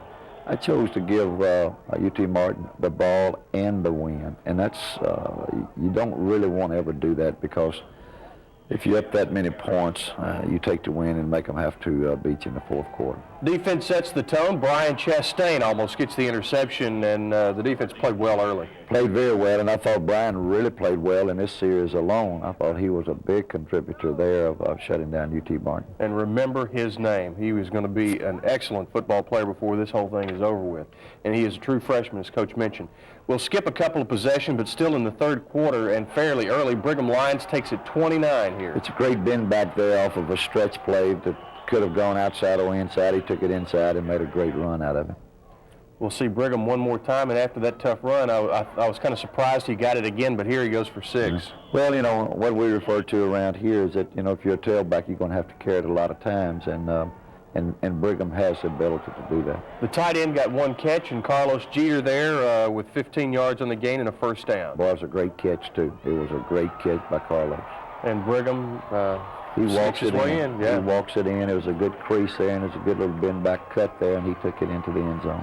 So the Raiders now lead 38-14, and very next possession we will check as Brigham gets high fives all around from his offensive lineman, and he gives them right back. UT Martin with their really only threat of the second half as they put it together. They hit Dillon there, and then here's the big play, a 53-yard gainer also to Dillon. Well, you know, they've been running the little short game, little quick outs and stuff, and unfortunately, Cedric Stegall, he decided to stick his nose up there, and they made a great call, and they run an out and up on him. Jeff McCrone's pass is incomplete, almost intercepted, and this one will be. Watch it, it happens real quickly, and it also involves Brian Chastain again. Threw it right to him. Very similar to a pass that we had happen to us in the opening ball game of the year when we tossed one to a linebacker right in front of us. So the Raiders couldn't do anything with it. They come back again, threaten a little bit, and Garland Henley was a great interception right there. That was a tremendous break on the football, and that's what Garland needs to do as our free safety. He needs to continue to get a little bit more aggressive going after balls. With the lead, you don't score on this drive, but one thing you do, you take up some time, run some plays, get some 1st and 10s. That was important. It was not only that, I thought Jonathan really handled it well. He kept the ball close. He did not try to take it deep downfield or whatever it may be if he was unsure of himself. And this is 3 straight times he laid the ball off to Brigham, which is a safety valve right there. Brigham Lyons for 2, and here's Jonathan Quinn, who threw for 356 yards, and that is D. Mosteller, who caught 8 passes for 244 yards, both single-game MTSU records. You know, I thought Jonathan threw it well. I thought all of our receivers caught the ball exceptionally well, but D had a tremendous afternoon. The Lions had the fumble, and I thought the ground caused it. Ooh, I did too. They caused a fumble on that, but I really and truly thought the ground caused it, and it should have been dead. As we moved into the fourth quarter, the first play of the fourth quarter will be Jeff McCrone, the UT Martin quarterback, throwing, and Chris White, the linebacker from Murfreesboro Riverdale, with the interception. Threw it right to him. It was a great interception by Chris, and it's got to be pleasing to him because he's a middle linebacker, and he doesn't revolve that much in pass coverages for us, and he threw it right to him. So you change a few folks in, a lot of young kids get to play. Here's LeBron McGill. It's not the first time we've seen him, but we've seen this before. Oh, yeah, McGill, he's just such a quality player. I went with Brigham for one reason. He was a senior, and I wanted him to go as long as he could go until basically the game was in attack, because this last time these seniors going to play on this turf. Here's McGill for 5, and now Tommy Kreiner takes it in. That was a good run by Tommy. Tommy's a good football player. I thought it was a great run there, and I thought we blocked the corner well there. 45-14, and Mark Sadler out of Nashville with the extra point to make it 45-14, and that would wrap it up as you and Don McClary exchange pleasantries at midfield, and everybody goes home happy on homecoming. Boy, it's so important that you win homecoming because you got so many people that will come back to your campus maybe only one time a year, and maybe only one time every 2 or 3 years, and it's always good to be able to win the game so that they can go to the parties or wherever they're going to go with a great taste in their mouth. And probably as many former football players as we've ever had for homecoming came back this time. Well, you know, we enjoy seeing our old players, and they got a lot of stories, and they all come by. Are all the stories true? No, most of them are exaggerated, but they claim that they're true, but it's always good to see those guys. We'll take a break here and be back to take a look at the scoreboard and also what happened yesterday in the conference and more as we continue here on the Boots Donnelly Show. What do a Nobel laureate, a Peabody Award winner, a Telly winner... 893-5860. And as you'll see on the scoreboard, homecoming looks good for the Raiders, 45-17, Middle Tennessee over UT Martin. It was Murray State in that big game in Kentucky beating Eastern Kentucky 17-7. Murray's now in the driver's seat in the Ohio Valley Conference championship race. Southeast Missouri was a winner over Morehead State 21-12, and Morehead has continued to play people close here in the last half of the season. And last night at Hale Stadium, Tennessee State blew a 9-point fourth quarter lead to lose to Tennessee Tech 28-24. And we'll look at the standings pretty quickly. You see Murray on top right now at 7-0, Eastern at 5-1, the Raiders all alone in third at 5-2 in the conference, 6-3 overall. Southeast Missouri's at 4-3, UT Martin 3-4, Austin P 2-4, Tech at 2-5, TSU at 1-5, and Morehead State at 1-6. And that is a look at the Daily News Journal scoreboard brought to you by the D&J. A lot of people have been asking you your opinion on Murray and Eastern Kentucky, and yesterday Murray put themselves into the conference lead. Well, I don't think there's any question that when you got two quality football teams like Murray, Kentucky, and Eastern, the home field is going to play a major role, and Murray had Eastern at Murray.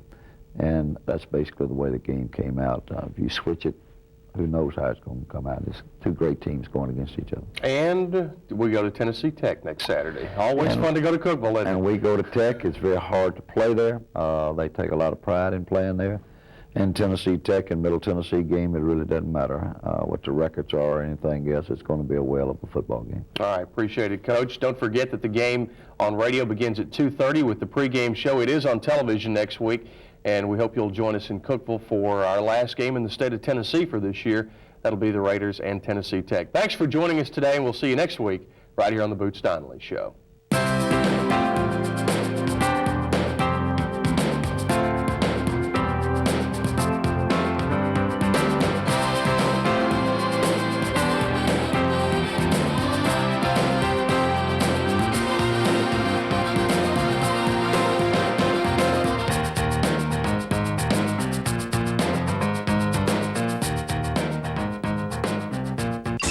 Lloyd created the ultimate video game with villains based on real people like the quarterback who bullied